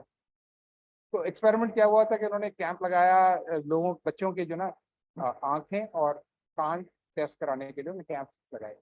तो डेटा जो कलेक्ट किया गया, तो एक इंसाइट मिली उसमें से जो कि सरप्राइजिंगली इम्पोर्टेंट इंसाइट थी, वो ये थी कि 70%, 60 to 70% ऑफ बच्चों के लेफ्ट कान खराब थे। यार एक ही कान क्यों खराब है, सीधा कान क्यों खराब है? तो this insight actually was, data आ रहा था, तो जब इन्वेस्टिगेट किया गया तो पता चला कि जनरली स्कूल्स में पाकिस्तान में, अच्छे स्कूलों में शायद नहीं होता हो, थप्पड़ मार देना कोई मसला नहीं, और थप्पड़ सीधे हाथ पे पड़ता है और बच्चे को उल्टे आते हैं। उसकी वजह से उनकी हियरिंग, बिकॉज बच्चे के tissues there in formation stages, under 10, हमारे पास कॉर्पोरल पनिशमेंट का मतलब तो होता है कि डंडे मारो तो कुछ होगा, लेकिन एक थप्पड़ काफी होता है कि बच्चे की जिंदगी अपने तबाह कर। तो उसके बाद फिर उन्होंने टीचर्स प्रोग्राम रखा कि भाई आप जो है ये जुल्म और गुनाह कर रहे हैं, ये क्राइम है। तो उससे जो है ना चेंज, फिर उसका प्लेजर किया गया कि हाँ भाई कुछ बेहतरी हो रही है, लेकिन बच्चों का ट्रीटमेंट तो हुआ। लेकिन मैं बता रहा हूँ कि कभी कभार एक्सपेरिमेंट से आपको डेटा ये पता चलता है जो कि आप ओरिजिनली सोच ही नहीं सकते। तो this was an example of how why this is an important thing, और ये शुरू हो रहा है। और मेरे ख्याल से हम कोशिश ये करेंगे, एनईडी के बायोटेक्नोलॉजी जो डिपार्टमेंट है उनसे बात करवाई हुई है अदनान की, अदनान ने उनसे बात की है, लेकिन आपको पता है इन जनरल इदारे में जब तक कुछ नहीं होता, जब तक ऊपर से कुछ ना हो। तो मैं डॉक्टर सरोज से बात करूंगा उसके बारे में, लेकिन ये है कि कोई कनेक्टेडनेस हो रही है कि किसी तरीके से, देखिए वहाँ जो प्रोजेक्ट्स हैं वो 5-5 साल 4-4 साल के, instead of something quicker to people. तो ये एक प्रोजेक्ट है जिसकी इफादियत बहुत जगह पर है, सिर्फ स्कूल में नहीं है, anywhere there is no health care available. आप देखें 15 करोड़ लोगों के लिए चाहिए, तो there is a big market for this. तो ये एक सेकंड केस है। अगर वीडियो है तो आप वो सिर्फ हवा के नाम से है, शायद किसी के मेरे पास जनरल वो नहीं है, तो वो आप 2 मिनट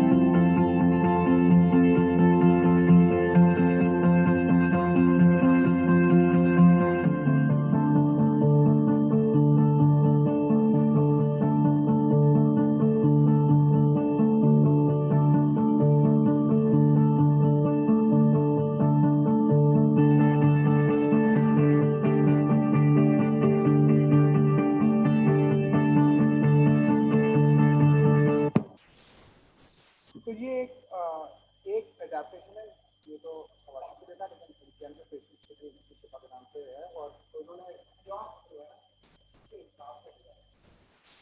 और एडवांटेज ये है कि डेटा जो है आपका आपको किसी बार किसी भी तरह होगा, और ये डॉक्टर्स बाकी होते हैं, डॉक्टर्स कुछ लोग टाइम देते हैं तो अपनी आपस में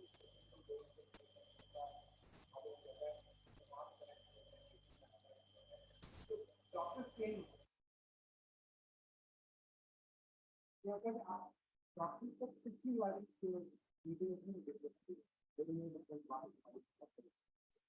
every बार नई तरीके से स्टार्ट इसमें एक चीज अपन ऐसा नहीं होता, वो जो है एक ऑपरेशन जरूरी चाहिए, बिकॉज पेशेंट को जो ट्रेनिंग है अपने सेवा की जो भी गाना लगा रहा है उस जगह पे ट्रेनिंग देते हैं,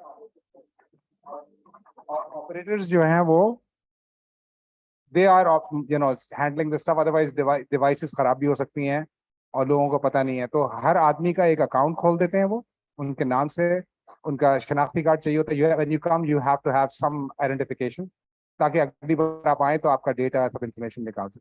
तो this is growing well in KPK and Punjab. Sindh और बलूचिस्तान में अभी अडॉप्शन इतनी नहीं है, तो उस पर वो काम कर रहे हैं। तो ये सेकंड केस था, लेकिन ये सब आइडियाज जो है वो बेसिक प्रेमाइस बगैर, यानी क्रिटिकल थिंकिंग के अगर आपने शुरू कर दिया तो मैं दुकान लगाऊंगा आइसक्रीम की चल जाएगी, वो वाला काम नहीं होगा। तो ये दो केसेस थे। डिटेल्स क्रिटिकल थिंकिंग की जो क्लास है वो बहुत लंबी और डिटेल है, और मुझे पता है यहाँ पर लोग सारे इंटरेस्टेड नहीं है उस चीज़ में, because it's a deeper study on things, और उसमें टर्मिनोलॉजी और थिंकिंग जो है ना वो बहुत डीप होती है। जिसको शौक है वही बैठ सकता है उस क्लास में। तो कोई सवाल आते हैं तो आप पूछें, otherwise I am done here, मेरी प्रेजेंटेशन खत्म है।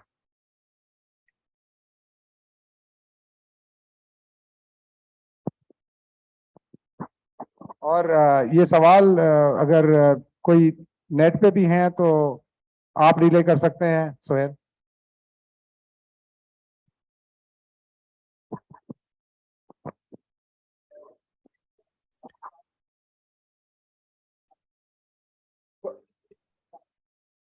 हाँ, मैं जादूगर हूँ। सवाल कर सकते हैं बच्चा। हाँ पूछिए। आप लेना माइक।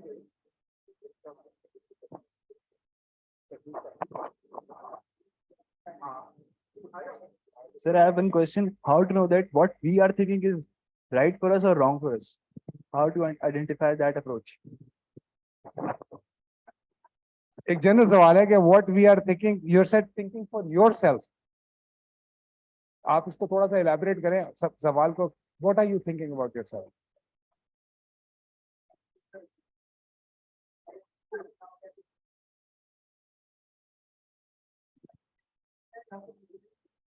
सही है। तो इसमें दो चीजें हैं, आपको पहले अपना आर्ग्यूमेंट तैयार करना होगा। आपका ऑब्जेक्टिव आर्ग्यूमेंट अपने आप को बनाना है या सोसाइटी को बनाना है? पाकिस्तान में वाला जो आर्ग्यूमेंट है वो तो पहला वाला होता है, ठीक है ना? तो आपने, आपका इंटेंट क्या है? हर चीज तो नियत से है ना। तो what do you want? Do you want to do something? अगर ड्यूल ऑब्जेक्टिव है ना तो फिर दो आर्ग्यूमेंट्स हैं, और दो आर्ग्यूमेंट्स का इंटरसेक्शन जरा मुश्किल होता है क्रिटिकल थिंकिंग में। हो सकता है लेकिन मुश्किल होता है। अगर आप ये सोच के करें कि मुझे पैसे बनाने किसी आइडिया से और मुझे अमीर बनना है और दुनिया की खिदमत भी करनी है, ऐसा होगा नहीं। You have to start with what do you want. आपने पहले ही अगर डिसाइड कर लिया कि मैं ये करूंगा, सक्सेसफुल हो गया तो ठीक है, लेकिन मैं करूंगा, पर्पस मेरा ये है। और सक्सेस के लिए, बिकॉज कुछ मॉडल्स बनते हैं जिसके रेवेन्यू बेस्ड मॉडल हैं, जैसे पे एक्टिव है, वो रेवेन्यू बेस्ड मॉडल था। उसमें उसकी इंटेंट थी, लेकिन उसने कोई फीस तैयार नहीं की थी कि भाई मैं इतने पैसे लूंगा या नेटवर्क के कितने पैसे होंगे या कुछ, बिकॉज उसकी फीस एक आदमी के इंटरेक्शन से प्रॉब्ली $1 मिलता होगा सफान को, मेरा ख्याल है, उसे कंफर्म कर सकते हैं। तो उसका मतलब ये कि अगर मिलियन ट्रांजैक्शन है तो $1 million तो $1 million तो बन गए ना उसके। तो but that was a side effect, it was not his thinking. His solution वो ये नहीं था कि मुझे 1 रुपया बनाना कैसे है, अगर वो 1 रुपया बनाना तो there are various ways, then the solutions might be then different. समझ गए ना? तो आपको ये देखना है कि ऑब्जेक्टिव स्टेटमेंट क्या है आपका। आपने कहा ना मुझे नौकरी ढूंढनी है, तो नौकरी ढूंढनी है तो फलाई काम भूल जाए उसमें। You have to focus on, then you have to collect the data. आपको क्या आता है, किसी के लिए क्या फायदा है आपका। आप आजकल जो कंपेटिटिव इंटेंसिटी है, मैं आपको सिर्फ क्रिटिकल थिंकिंग की बात बता रहा हूं कि किस फील्ड में डिमांड है और कंपटीशन कम है, उसका डेटा आपको निकालना पड़ेगा। और उसके बाद आपको देखना पड़ेगा कि एवरेज बंदा उस फील्ड में आपसे बेहतर है या कम है, ज्यादा है। मैं सिर्फ मेरिट बेस्ड ऑर्गेनाइजेशन की बात कर रहा हूं, पर्ची वाली ऑर्गेनाइजेशन की बात नहीं कर रहा, यानी कंट्रीज की बात नहीं कर रहा। मैं I hope I clarified your question. और कोई डरे नहीं? Arif, there is a question on the web. Salam, sir. Daniel. Sir, I'm Daniel. Salam, sir. Are you listening? That's Sohail. Ji ji ji. Sir, I'm Daniel. हाँ जानिए। Sir क्या नाम है, बहुत अच्छा लगा लास्ट ईयर यहाँ पे इतना कोई जो आपने किया था उसमें इतने लोग थे नहीं, और आखिर तक यहाँ पे सीट में लोग हैं तो अच्छा लगा देखते हुए। खैर सवाल मेरा ये था कि जब मैं अभी ग्रेजुएट हुआ हूँ तो मेरे पास काफ़ी अपॉर्चुनिटीज़ हैं कि मैं जिस चीज़ के अंदर मैं जा सकता हूँ, बहुत सारी चीज़ें के अंदर मैं उसको छोड़ रहा हूँ। सो दिस अ थिंग कि मैं फील कर रहा हूँ कि बहुत सारी चीज़ों जो हम सुनते हुए आ रहे हैं कि कुछ पाने के लिए कुछ खोना पड़ता है। तो ये एक सेइंग शुरू से सुनते हुए तो आ रहे हैं, लेकिन जब उसको आप बंदा फील करता है तो you can relate to it. आपने ज़िंदगी देखी है। तो हम लोग जो अभी तो एक मतलब एक लाइफ से मैं तो निकल गया, लेकिन जो ये लोग अभी पढ़ रहे हैं उनको अभी पता नहीं कि आफ्टर ग्रेजुएटिंग उनको कितनी अपॉर्चुनिटी मिलेंगी, किसको उन्हें टेक ऑन करना है, किसको उन्हें छोड़ना है।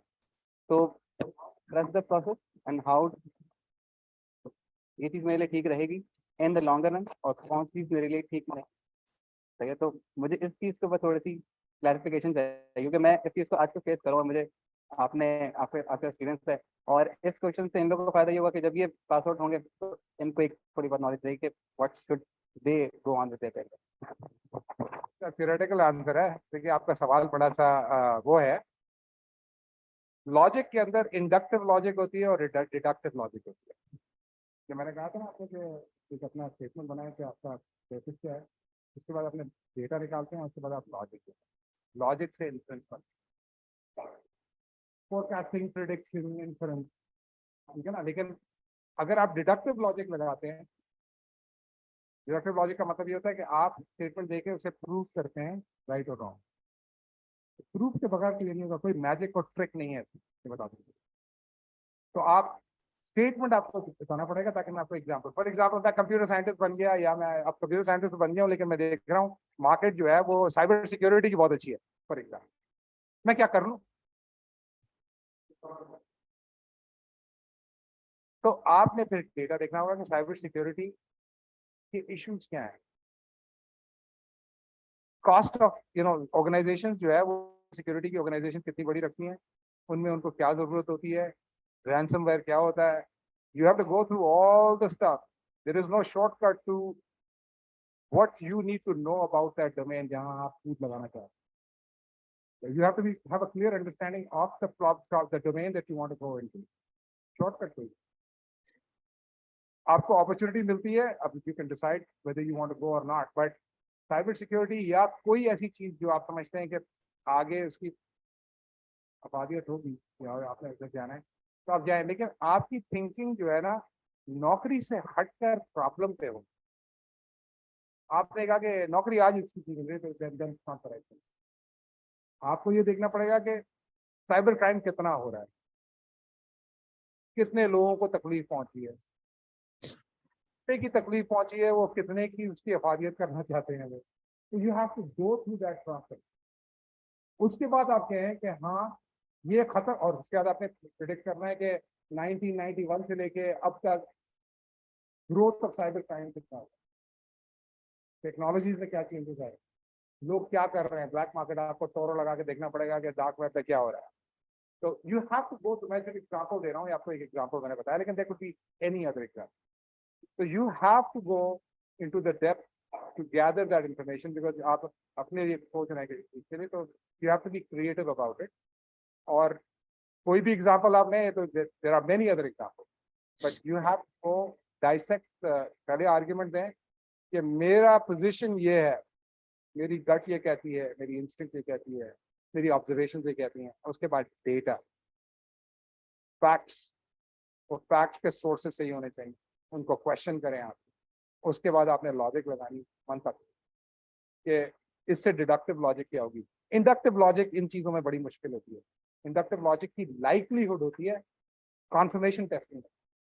वो बेसिकली उसमें आप ये करते हैं कि डेटा लेके थियोरी एक क्रिएट करते हैं इंडक्टिव लॉजिक। यहाँ पर आप डेटा लेके डिड्यूस करते हैं।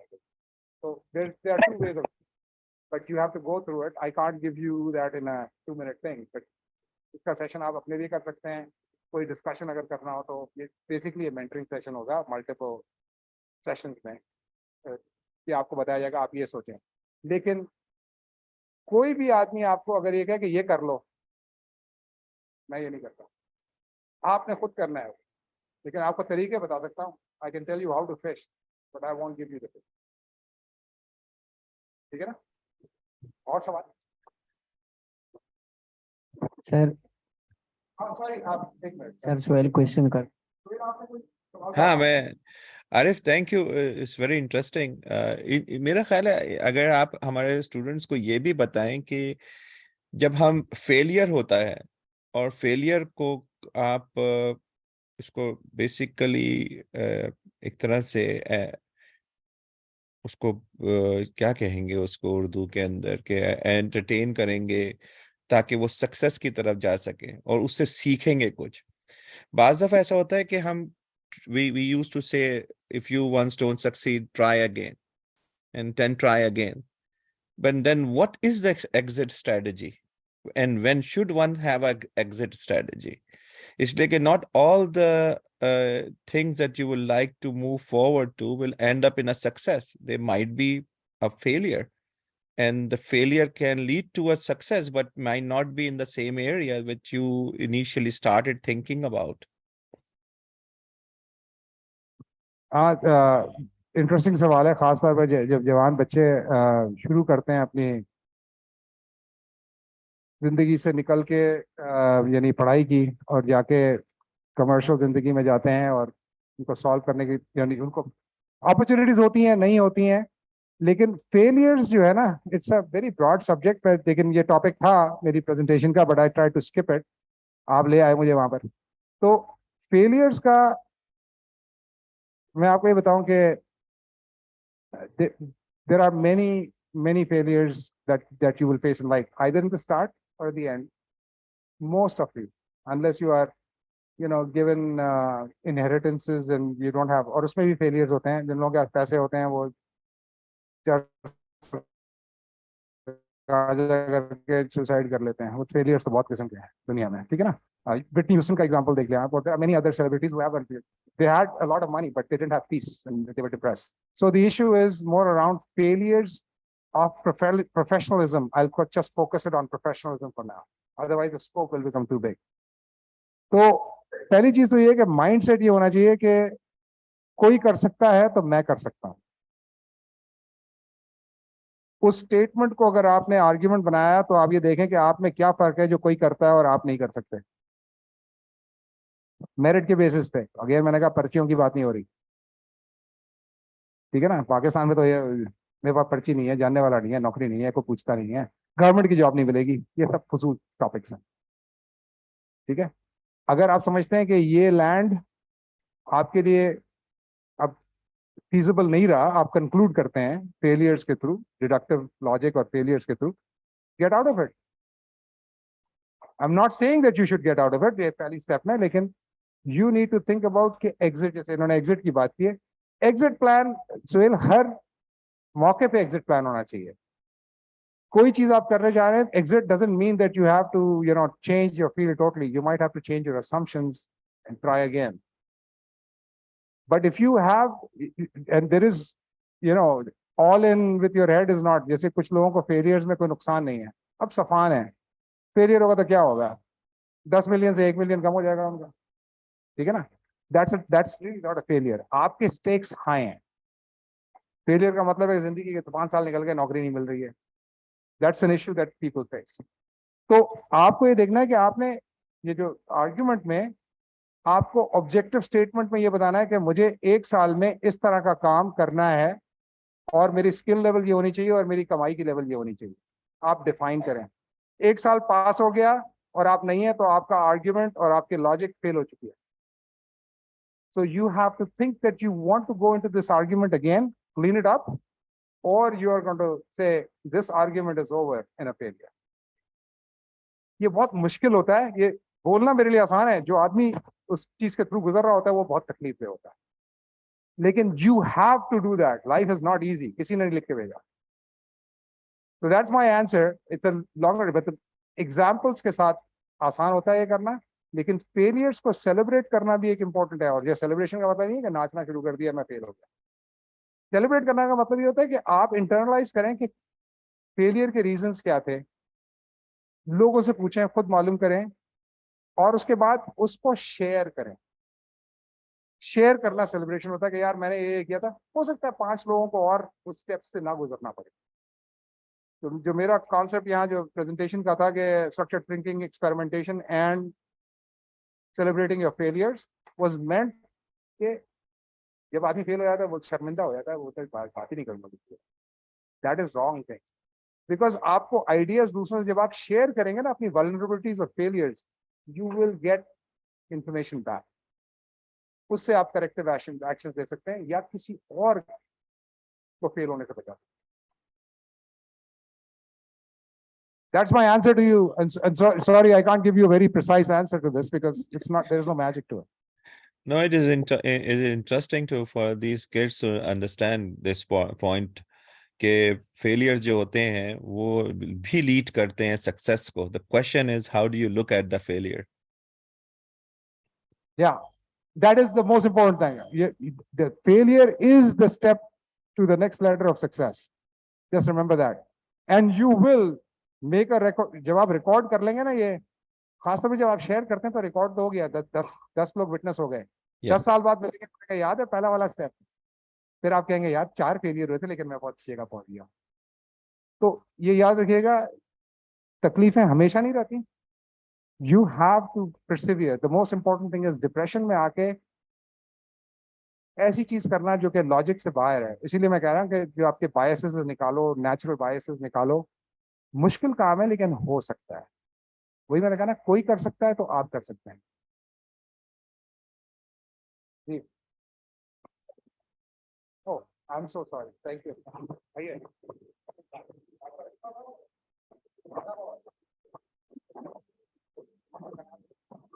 Sultan Shakil, I am third year. Sir, I have a question. How can we improve our critical thinking skills? Critical thinking skills का मैंने जैसे कहा ना कि आपको जनरली जिस लेवल पे आप लोग हैं ना, तो आपको एक ग्रुप बनाना चाहिए अपना, 2 4 5, अकेले थोड़ा मुश्किल होगा। तो 2 4 लोग जो एक कॉमन, जिनकी थिंकिंग है जो एक कॉमन लेवल पे है, आप किसी फिलोसोफर के साथ ना बैठ जाइएगा फॉरन। तो मतलब कि you have to think about who are the people around you that have the same need, कि हम बंद हो गए हैं, अब आगे हमें रास्ता नजर नहीं आ रहा। तो वो लोग अगर बैठे हैं एक साथ, same thinking, same background, diversity जरूर चाहिए आपको। सेम थिंकिंग सम बैकग्राउंड का मतलब है कि एलईडी में आप यहाँ पर हैं, लेकिन you need to expose yourself to diverse. मतलब आप कोई इंजीनियर, वुमेन इंजीनियर को पकड़ लें, ऐसा बैठेंगे, and then you have to ask very specific question. ये सवाल नहीं होगा मैं क्या कर लूँ, ये तो वो है कि मैं आपको जो है ना कोई छड़ी दे दूँ, नहीं। कुछ चीजें मैंने बताई आपको कि यू हैव टू, जैसे बात हुई कि there are programs and skills, किताबें हैं इसकी, आप गूगल करें आपको बहुत सारा माल मिल जाएगा। लेकिन जनरली मैं कह रहा ड्यूक यूनिवर्सिटी का प्रोग्राम अच्छा है, उसमें कोई रिस्ट्रिक्शंस नहीं है, वरना जनरली होता है कि आपको इस लेवल की ये चीज़ आनी चाहिए, उसके बाद आप आ सकते हैं। तो ड्यूक का प्रोग्राम मुझे अच्छा लगा, तो मैंने आपको बता दिया। अब मुझे और नहीं पता कहाँ पर होती है, लेकिन उसमें क्या सेटिंग में वो लोग online And I think they allow international boundaries to be, they remove the international boundaries.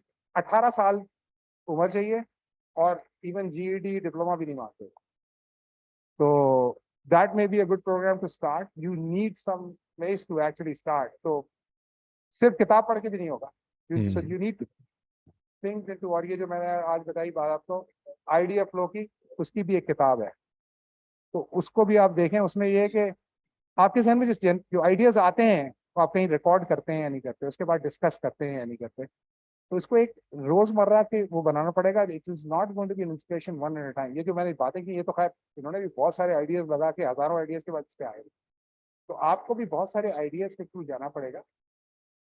Critical thinking, because eventually critical thinking is useless. कुछ तो philosophers होते हैं, they do it without really any reason. मतलब अगर आप देखें कि मैंने कहा कि एरिस्टोटल है, उसकी थिंकिंग जो थी, I am the one who what I figure out is that my argument is the best, and he debates and he wins.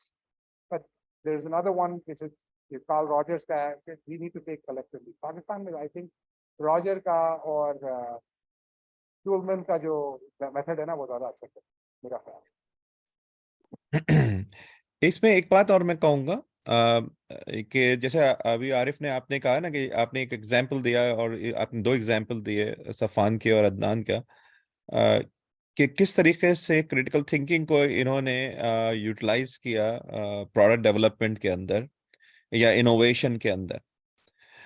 हमारा एक प्रोग्राम है एनईडी स्कॉलर्स का, डेयर टू डिज़ाइन के नाम से. मैं कई दफ़ा इन बच्चों से कहता हूँ कि ये उसमें शिरकत करें, इसलिए कि जो लास्ट ईयर के बच्चे जिन्होंने शिरकत करी थी, उसमें आइडिया ये है कि आप ग्रेड 4 से लेकर ग्रेड 11 तक के बच्चों को इनोवेशन सिखाएं. और उसका जो पहला पार्ट है ना, जो आप करते हैं जिस पे कॉन्सेंट्रेट, वो क्रिटिकल थिंकिंग ही होता है. एक प्रॉब्लम लिया और उस प्रॉब्लम को आप आइडेंटिफाई करने के बाद, जैसे तुमने इस स्टेप बताए थे आरिफ अभी आपने, एग्जैक्टली वही चीज फॉलो करनी होती है. और ये वो आइडिया है जो कि आपको इनोवेशन की तरफ या प्रोडक्ट डेवलपमेंट की तरफ या इन्वेंशन की तरफ लेके जाता है. लेकिन होता इसके अंदर भी वही है कि पहले आपको ये आइडेंटिफाई करना पड़ेगा जो प्रॉब्लम है, वो it is a problem, and is it a, वो जिसे कहते हैं ना मॉस्किटो बाइट है या वो शार्क बाइट है. How intense is the problem जिसको आप सॉल्व करने के लिए खड़े हुए हैं, और उसको किस तरह आपने आइडेंटिफाई किया. जैसे तुमने अभी डेटा बताया कि डेटा ड्रिवन आप उसको लेके चलते हैं. तो ये वो है, अगर ये लोग चाहें तो उस प्रोग्राम में आ सकते हैं. इस प्रोग्राम के अंदर हमारे पास 4 महीने का प्रोग्राम होता है. वो तो आप ना सिर्फ बच्चों को सिखाते हैं वो वाली बात, बल्कि आप खुद समझते हैं उस चीज को. और जो दूसरा तुमने आइडिया बताया है कि एक छोटे से ग्रुप बनाए अपने, जो कि बैठ के ये वाली बात सोचे, इसलिए कि ये जो फिलोसफिकल थिंकिंग है हमारे यहाँ बिल्कुल ही खत्म हो चुकी है. खैर मैं ये तो नहीं कहूँगा बिल्कुल खत्म हो चुकी है, कुछ लोग हैं लेकिन कम हो गई है, बहुत कम हो गई है. लोग कभी भी, टैलेंट तो अल्लाह मियां का दिया हुआ है हर जगह. मसला ये है कि अब जो आपको पहली जमात से लेकर 18-20 साल तक पढ़ाया जाता है, उसमें ये नॉर्मल नहीं है. हमें सिर्फ एक prescribed idea, prescribed methodology, prescribed setup चीजें जरूरी आती हैं. They are important but they don't allow for innovation.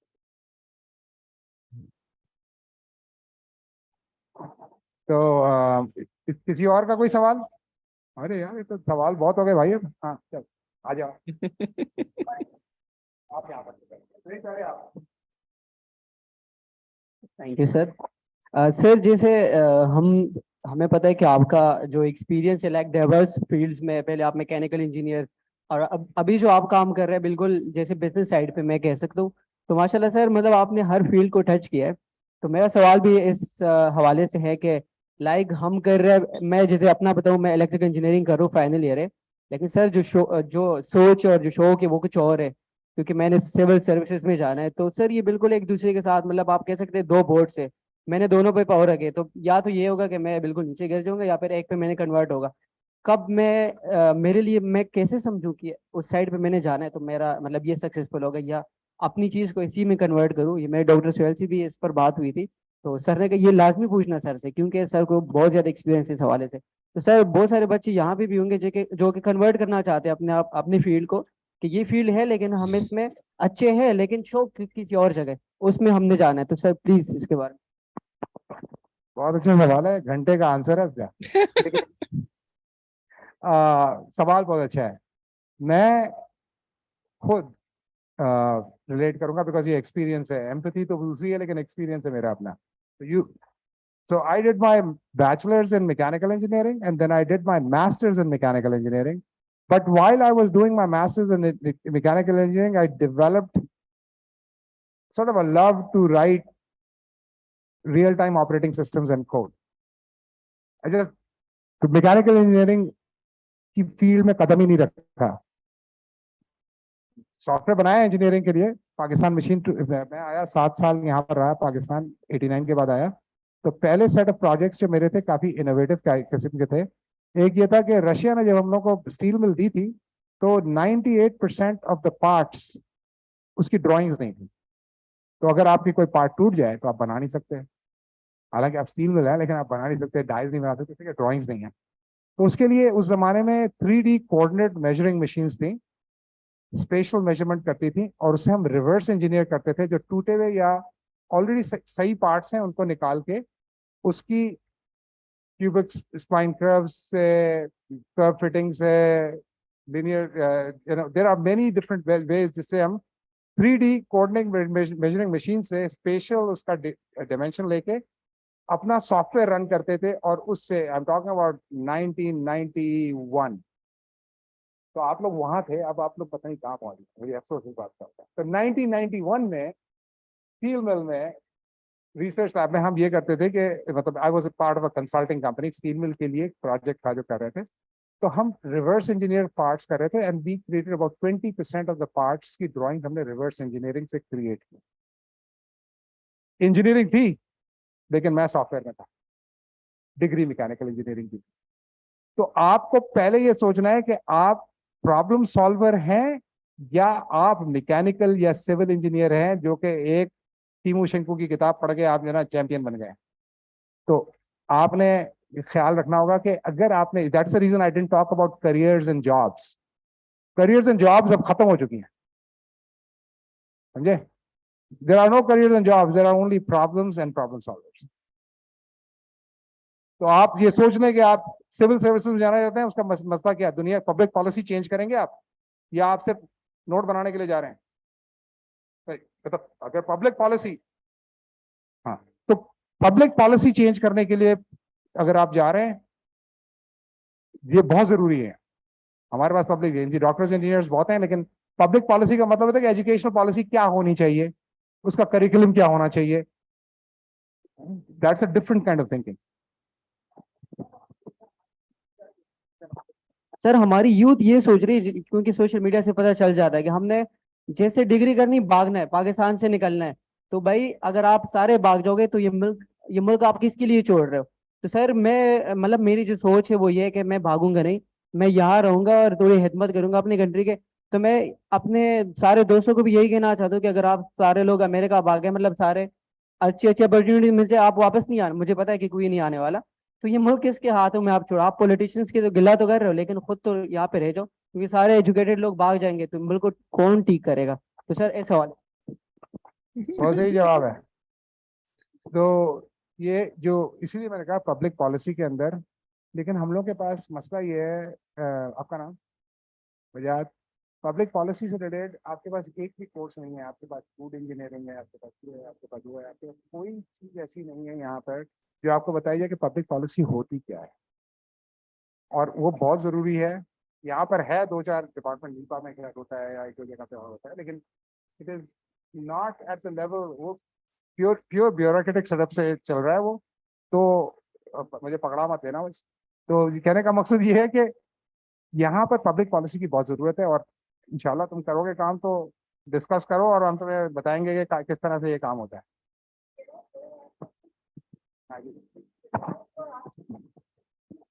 You are saying this मुल्क से भागना 3 भगोड़ों से, right?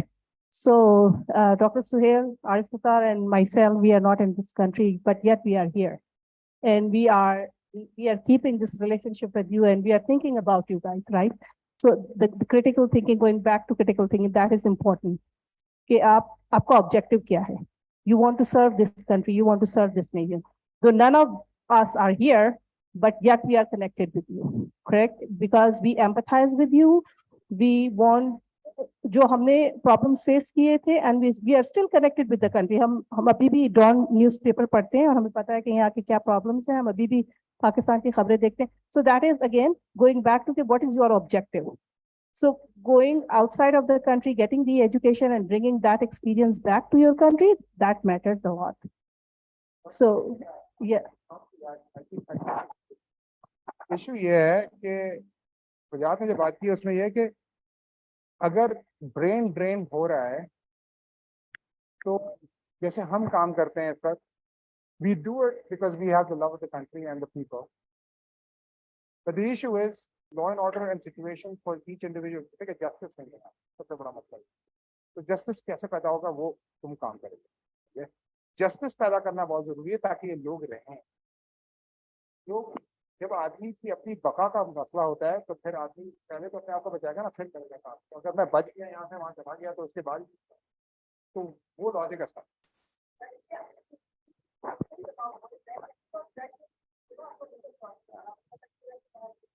हाँ, तो either both of those things. ये एग्जाम्पल है वजह. You have a bias. ये बाहर जाने वाले भगोड़े हैं. आर्ग्यूमेंट की बात कर रहा हूँ मैं, ठीक है. आपके पास डेटा नहीं है उसका. तो but so that's why I am saying कि लॉजिक और आर्ग्यूमेंट को इस्तेमाल करें. जाना सही है, लेकिन आपकी ये बात भी सही है कि many people that go don't come back and the loss because of that, because they are not daily involved in building the country, there is a loss. I agree with.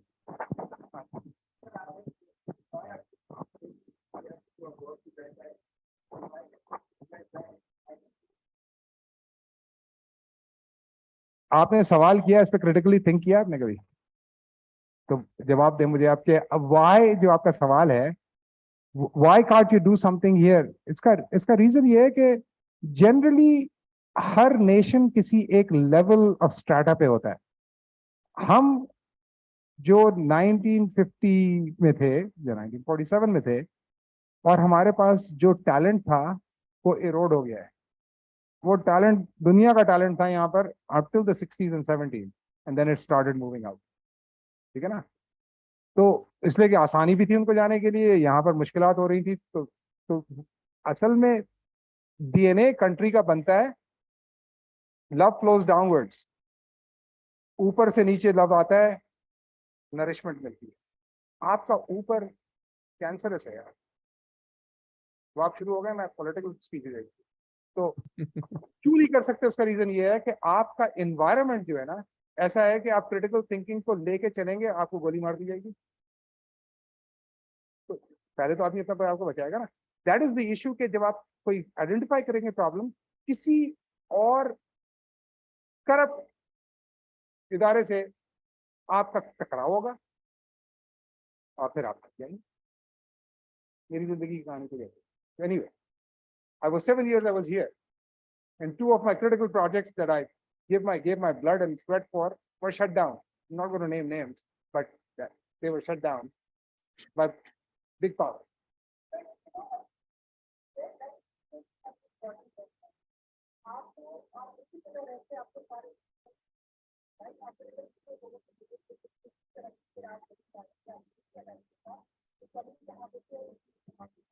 लेकिन अपना क्या कहना है, इसका मकसद ये है कि इन दोनों के कहने का मकसद ये है कि once you go out, don't come back. नहीं, इट्स लाइक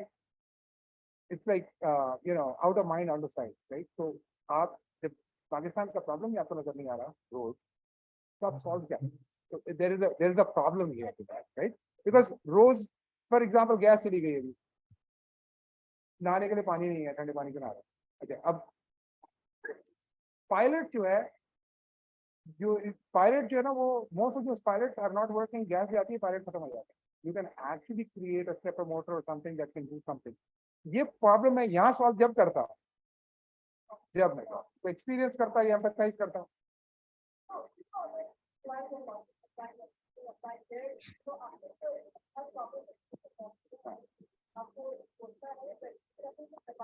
हाँ, और ये एक आंसर नहीं है कि बिल्कुल बंद कर दो सब इधर ही रहेंगे, नॉर्थ कोरिया नहीं है ये। और दूसरा ये कि सब भाग जाओ।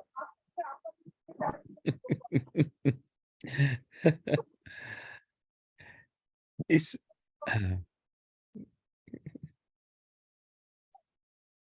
और तो क्वेश्चन है तो आपको तकलीफ है यार, मेरे को आपका क्वेश्चन।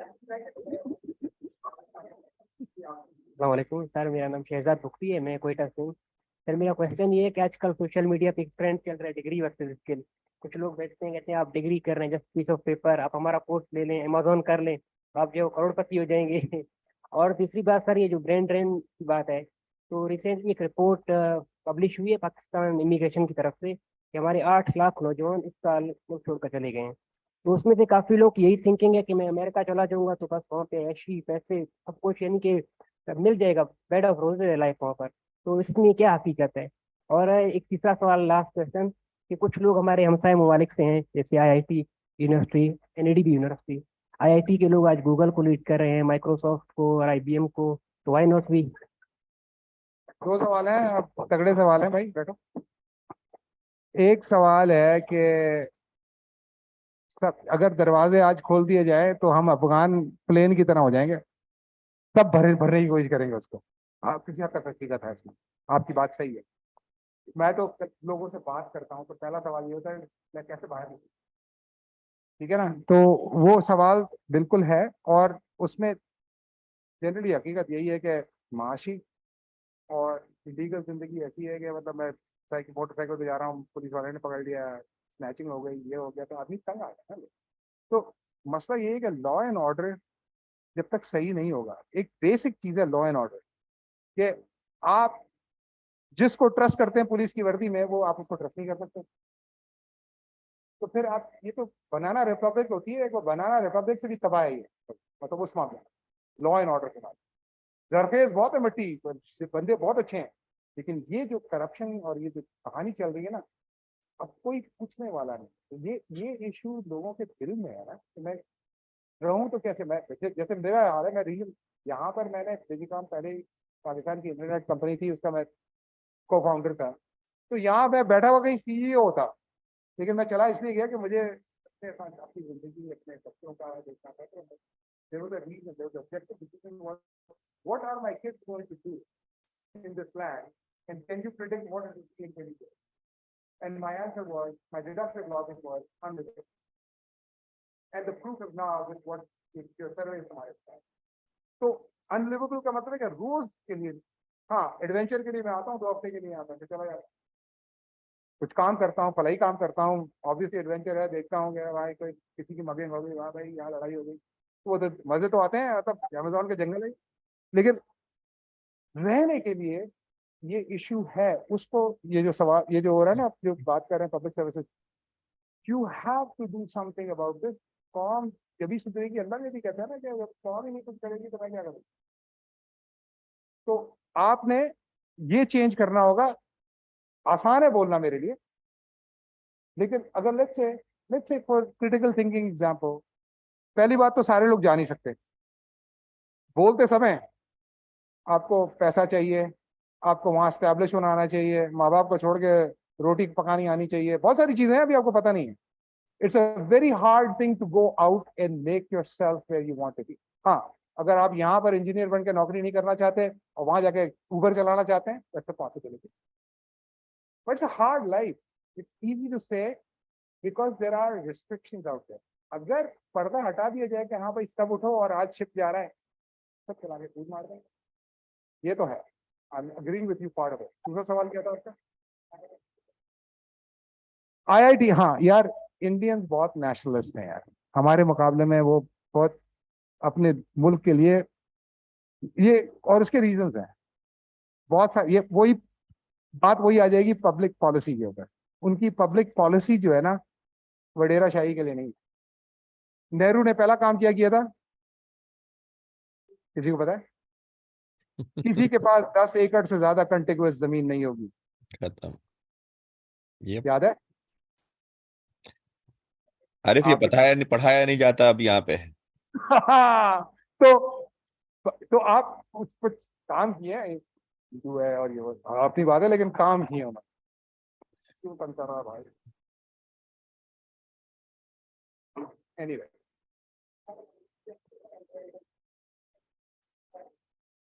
डिग्री इज हाँ, डिग्री और piece of paper, I agree with that. मेरी फिलॉसफी ये है कि लिखना, पढ़ना, क्रिटिकल थिंकिंग करना, इसके लिए ड्यूक यूनिवर्सिटी से मैं एग्री करता हूँ, 18 साल का लड़का काफी है उसके लिए वो करने के लिए। You don't need a degree. I personally think I didn't need a degree. What I got was a network which was beautiful.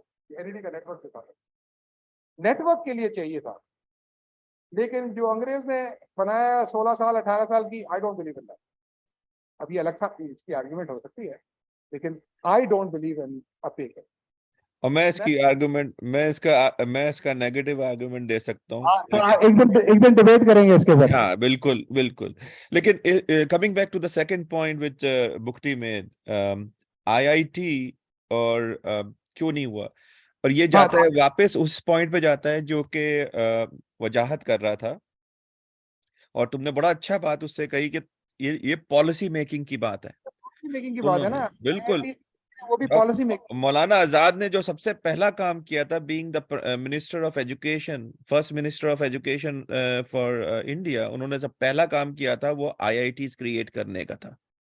और उस जो कॉन्सेप्चुअल पॉइंट ऑफ व्यू लेके गए थे, और जो उनका पॉलिसी मेकिंग थी, उस पॉलिसी को आप देख लें, वो उस कितने कामयाब हुए हैं उससे। और ये पॉइंट ये नहीं है कि हमने नहीं सीखा। हमारी एजुकेशन पॉलिसी जो पीरजादा ने दी थी 1962 और 63 की, अगर हम उसी को फॉलो कर लेते, या जो हमारी पॉलिसीज थी, जो इकोनॉमिक पॉलिसी थी जो डॉक्टर महबूब ने दी थी 60s की, अगर हम वही फॉलो कर लेते कंप्लीटली, तो we would have been a different country. हमारा प्रॉब्लम तो ये था ना कि हमने किया ही नहीं। और दूसरा ये है कि इसमें एजुकेशन में कंटिन्यूस इम्प्रूवमेंट होता है। आप तो 1963 की बात कर रहे हैं, आप वापस वो नहीं ले सकते आप। लेकिन आप ये देखें, अगर आपको आईआईटी के किसी एक बंदे के साथ ही मैं बिठा दूं और कोई इम्तिहान दिला दूं, आपके ख्याल में आपका क्या रिजल्ट होगा और उसका क्या होगा? तो मसला ये है कि जो ह्यूमन रिसोर्सेज हम पैदा कर रहे हैं वो compete नहीं कर सकते ना उनके साथ। वो क्यों है? इसका रीजन यही है कि आउटपुट जो है हमारी, वो नेचुरल आउटपुट की बात नहीं, आपने जो पढ़ाया है उनको और वो जो निकल गए हैं आगे। और उसमें भी याद रखिएगा, टैलेंट अकेला नहीं है, आईआईटी का नेटवर्क है, ऐसा नेटवर्क है जो कि एमआईटी का नहीं है। समझ रहे हैं आप? नेटवर्क का मतलब है कि मैं सीईओ हूं तो मेरे 5 बंदे होंगे। आप जाके देख लें, ये तो मैं तो लिव करता हूँ ना वहां। तो ये वहां पर भी है। वॉटन के अगर सीईओ है तो वॉटन के जो सीनियर एसपीपी जो ना 3 हो 4 होंगे। इसी तरीके से this is a known thing कि वहां पर जो है क्लाउड है, लॉबी है। और क्लाउड और लॉबी इसलिए बने कि पॉलिसी के लोग तगड़े बन गए। कुछ लोग इनिशियल तो मेरिट पे गए, उसके बाद अब ये नहीं है कि सारे के सारे मेरिट पे हैं। लेकिन मैं कुछ लोगों को जानता हूँ, फिजिक्स का एक वो था, बिल्कुल चर्ची मवाली टाइप का लड़का था आईआईटी का, लेकिन उसकी थिंकिंग इतनी क्लियर थी। I was so amazed. I am talking about Oklahoma state में जब मैं था। He is a brilliant guy, and I didn't see one, I saw many. तो उनके पास इंडक्शन और कंपटीशन बहुत है, उसके बाद पब्लिक पॉलिसी और सपोर्ट बहुत है, उसके बाद उनका नेटवर्क और क्लाउड बहुत है। एक आंसर नहीं है। और इनको ये भी बता दो आरिफ के ये जो छोटी छोटी पॉलिसीज होती हैं ना, ये पॉलिसीज बहुत बड़ा इफेक्ट करती हैं। हम तो अपने मुल्क के अंदर 70s की जो हमारी पॉलिसीज थी, जो हमने अपने वक्त देखी, वो तक सस्टेन नहीं कर पाए। मिसाल के तौर पे हम अभी तक वही रटे रटाए ऐसे लिखवाते हैं, वही रटे रटाए वो जो पोएट्रीज के जो वो खाके होते हैं वो बनवाते हैं। हमारे पास बच्चा जो है जब एग्जाम दे रहा होता है, तो वो चीटिंग के सारे मौके होते हैं उसके पास कि वो पुरानी चीजों को लेकर लिख कर पास हो जाए। हम ये तक नहीं कर सकते क्रिटिकल थिंकिंग के अंदर कि एक ऐसा पेपर बना दे कि तुम दुनिया की सारी किताबें ले आओ और फिर करके दिखा दो उसको। तो ये है वो बात जो कि बहुत इंपॉर्टेंट है क्रिटिकल थिंकिंग के अंदर, पॉलिसी मेकिंग के अंदर। लास्ट सवाल है आपका भी सवाल है। ओके सर, मैं बस जल्दी से इसको कवर करता हूँ। एज यू टोल्ड, या जो मैंने कंक्लूजन ली आपके वर्ड से, वो ये कि हमें हायर एजुकेशन के लिए फॉरेन चले जाना चाहिए और फिर come back to the country, ताकि अच्छा सर, अच्छा सर, उन्होंने कहा एक्सपीरियंस, हाँ लाइक हम स्टेटमेंट जो है ना वो आपका ये कहना कि उन्होंने कहा कि आप आज हैं। सर वो हमसे वन स्टेप आ गए हैं, तो हम यानी ज्यादा एक्सपीरियंस हो जाएंगे अगर हम दोबारा यहाँ हायर एजुकेशन करके आते हैं। तो और सर यहाँ पे हर बच्चे की यानी ख्वाहिश यही होगी कि वो फॉरेन जाके हायर एजुकेशन वहाँ से हासिल करे। तो what will be the core या बेसिक थिंग्स जो कि हम एज ए स्टूडेंट अपनी लाइफ में अभी से इम्प्लीमेंट करें, ताकि हम हमारा जो पाथ है ना फॉरेन जाके एजुकेशन हासिल करने का, वो थोड़ा क्रिस्टल क्लियर हो जाए। तो कुछ अगर पॉइंट्स आप उसको हाईलाइट कर दें तो अच्छा होगा। Thank you. पहली तो चीज़ ये है कि अगर आपने पहली जमात में यहाँ पर आए हैं फर्स्ट ईयर में, और आपको ये पता है कि मुझे बाहर निकलना है, आपका ऑब्जेक्टिव स्टेटमेंट यही है, रीज़न कुछ भी हो, ठीक है ना, मतलब कंक्लूजन आपने ये निकाल लिया।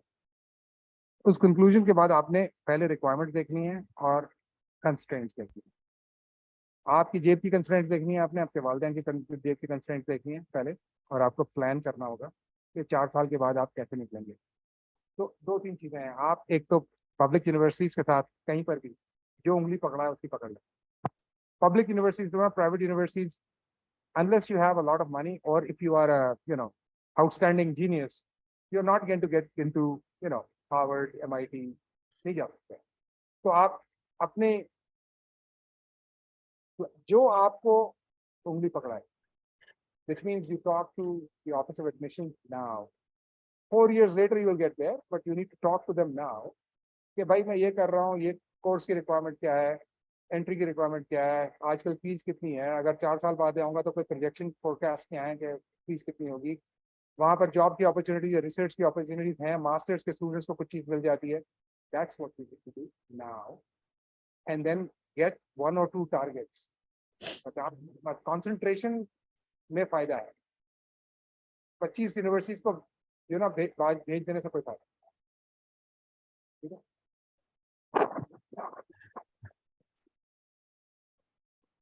Sir I have a question.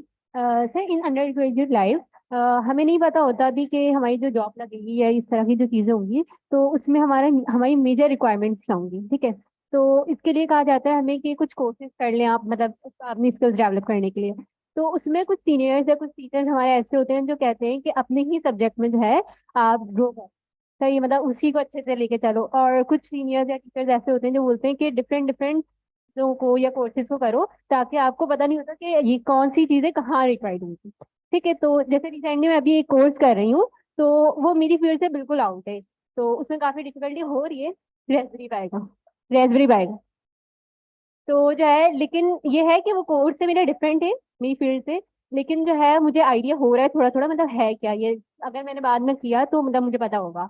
लेकिन अब मैं ये पूछना चाह रही हूँ कि अकॉर्डिंग टू यू हमें जो है ये करना चाहिए, मतलब एक ही फील्ड में ग्रो करना चाहिए या डिफरेंट डिफरेंट जो है सॉफ्ट स्किल डेवलप करनी चाहिए? चाहे आप एक फील्ड में रहें या मल्टीपल फील्ड में रहें, सॉफ्ट स्किल्स आर नीडेड। अगर आपने ग्रो करना है जिंदगी में, किसी से बात करना, जो बेसिक स्किल्स जो है ना, वो वही बात आ गई जिसपे अपना सुहेल साहब मुझसे डिबेट करना चाहते हैं कि ये जरूरत है या नहीं। आपको अच्छा पढ़ना, बोलना, लिखना और मैथ की कोर स्किल्स आती हैं, इसके बाद आदमी को कुछ नहीं चाहिए नौकरी के लिए। मैं बता रहा हूँ आपको, unless you gonna come and teach somebody something, because आपको टीच नहीं करना तो आपने अपने आप को सर्वाइव करना है। उसमें सबसे ज्यादा इंपॉर्टेंट चीज ये होती है कि आपके पास communication skills are top notch. आपको जिस तरह से मैं खड़ा होकर बोल रहा हूँ, आप भी खड़े होकर कहीं पर बोलना शुरू कर दें। नॉलेज आपको गेन करनी होगी, लेकिन मैंने मैकेनिकल इंजीनियरिंग के 18 साल किए हैं, मैं आज एक भी चीज उसकी इस्तेमाल नहीं करता डोमेन स्पेसिफिक। लेकिन जो मैंने सीखा है मैथ या बोलना या लिखना या लोगों से मिलना या मजाक करना, दैट वाज अ जर्नी। तो जो आप सवाल कर रहे हैं ना कि आपको पैशन क्या है, पहले बताएं। जैसे मैंने कहा कि I developed love for coding and software design, but I was a mechanical engineer. तो आप ये बताएं कि आपका शौक क्या है। ये सवाल करना कि मैं ये कर लूं या वो कर लूं, उससे कुछ नहीं होगा। आपका शौक होना चाहिए। बेशक फील्ड छोड़ दें आप, मैंने छोड़ दी, भाई मैं जब इंटर से निकला तो आदमी डॉक्टर बनता है, इंजीनियर बनता है, वरना शर्म लोगों को बोलते हैं भाई शर्म करो तुम बी कॉम कर रहे हो। तो इसी वजह से मैंने ये कर ली, हालांकि मुझे थियोरेटिकल फिजिक्स करनी थी, नहीं था, चॉइस ही नहीं थी मेरे पास, कर लिया। तो कहने का मकसद ये है कि you need to have the passion. अगर जल्दी पता चल जाए इसका तो ठीक है, लेकिन ज्यादा आपने कंप्लीट भी कर ली डिग्री, मैं आपके सामने मौजूद हूँ, मास्टर्स भी कर लिया, उसके बाद मैं क्या कर रहा हूँ? You think I am happy? Yes I am absolutely happy, I am enjoying, this is a game for me. Job भी जैसे कि प्रॉब्लम सॉल्विंग आनी चाहिए मेन चीज, और प्रॉब्लम सॉल्विंग के लिए कोई डोमेन कोई भी नया आएगा सामने, अगर मेरे सामने आप एआई का एक ट्यूरिंग मॉडल लेके आएंगे तो मैं उसको साथ ही बैठ जाऊंगा, हालांकि मैंने कुछ नहीं किया। So you need to be adaptable, open thinking, and you will ask, sometimes the people or the domain experts don't have the knowledge, that I ask them questions and then they refine it. Yes, उनकी knowledge, उन्होंने 5 साल काम किया है, लेकिन they are now bound to the methods and the processes they have learned. I'm a outside the box thinker, and sometimes I ask questions that do reflect on it. तो आप ये ना सोचें कि ये कर लिया है तो यही करना है, नहीं। हमारा एक सीईओ है, मेरी कंपनी का सीईओ है, वो is a great example, David Benson. उसने हार्वर्ड से एमडी किया है, डॉक्टर है हार्वर्ड का, world number 1 university medical school. 2 साल के बाद स्टैनफोर्ड से एमबीए किया और फाइनेंस का बंदा बन गया, डॉक्टरी नहीं की, मर्जी है उसकी, अब सीईओ है हमारी कंपनी का।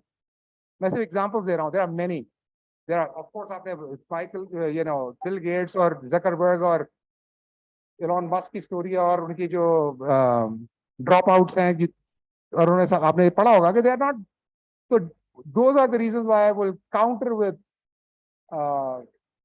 Sohail, that is not absolutely necessary for everyone to go, unless you really want to go through your PhDs or your masters or your bachelors. I personally think it's not required. And to counter this, just one of my last statement on this will be, just remember that there are only few players who become NBA players, and there are multiple people who will play basketball.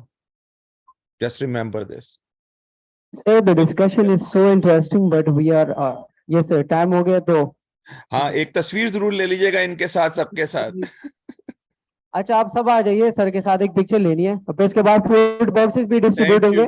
Thank you all, thank you Arif, बहुत बहुत शुक्रिया। और please doctor अस्मा को जरूर comments बताएं अपने कि क्या क्या क्या नए कोर्स में होना चाहिए नेक्स्ट ईयर। बिठा देंगे, मैं यहाँ से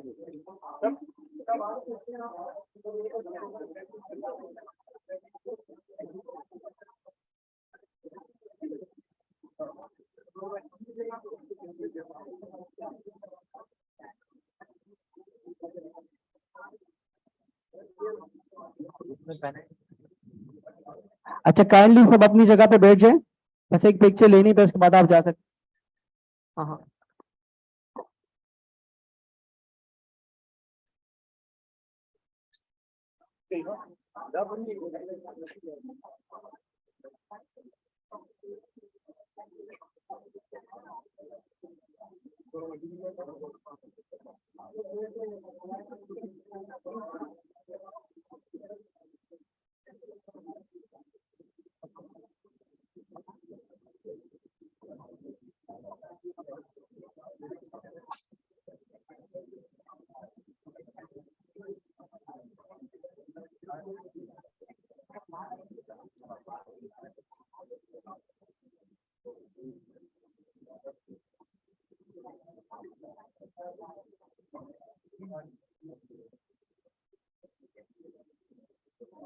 जुबैर,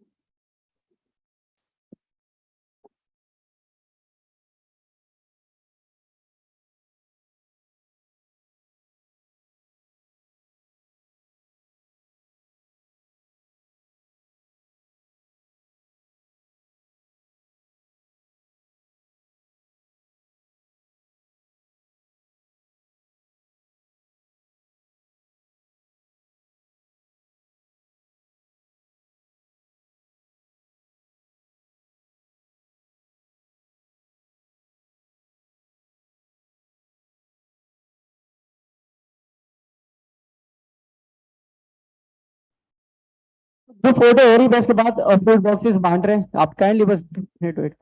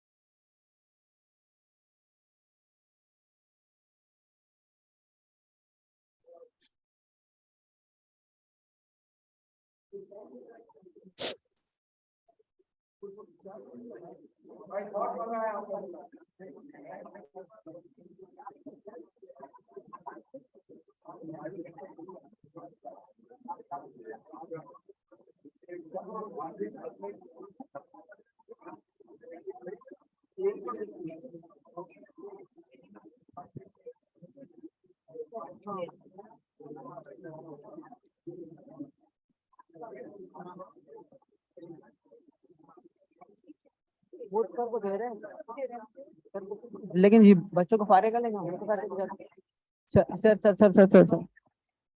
अच्छा ये बैक साइड वाली गेट से आप एक एक बनना चाहिए और फूड बॉक्स आप लेके चाहिए उनसे। थैंक यू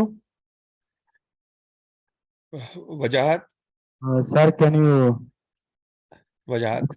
होगा? हाँ बस ये वजाहत। हाँ जरा सबका थैंक यू कर दो, जो कि समीन और हिफ्जा, हिलाल, जुबैर, सबका एक दफा थैंक यू कर दो, इसलिए कि सबने बहुत मेहनत करी है। Thank you for all. Thank आप यू लोग ने वाकई जबरदस्त प्रोग्राम किया। It was interesting and we continue to do something like this later on. इंशाल्लाह। ओके चाहिए। ओके फिर ना, अल्लाह हाफिज। अल्लाह हाफ़िज़। Thank you.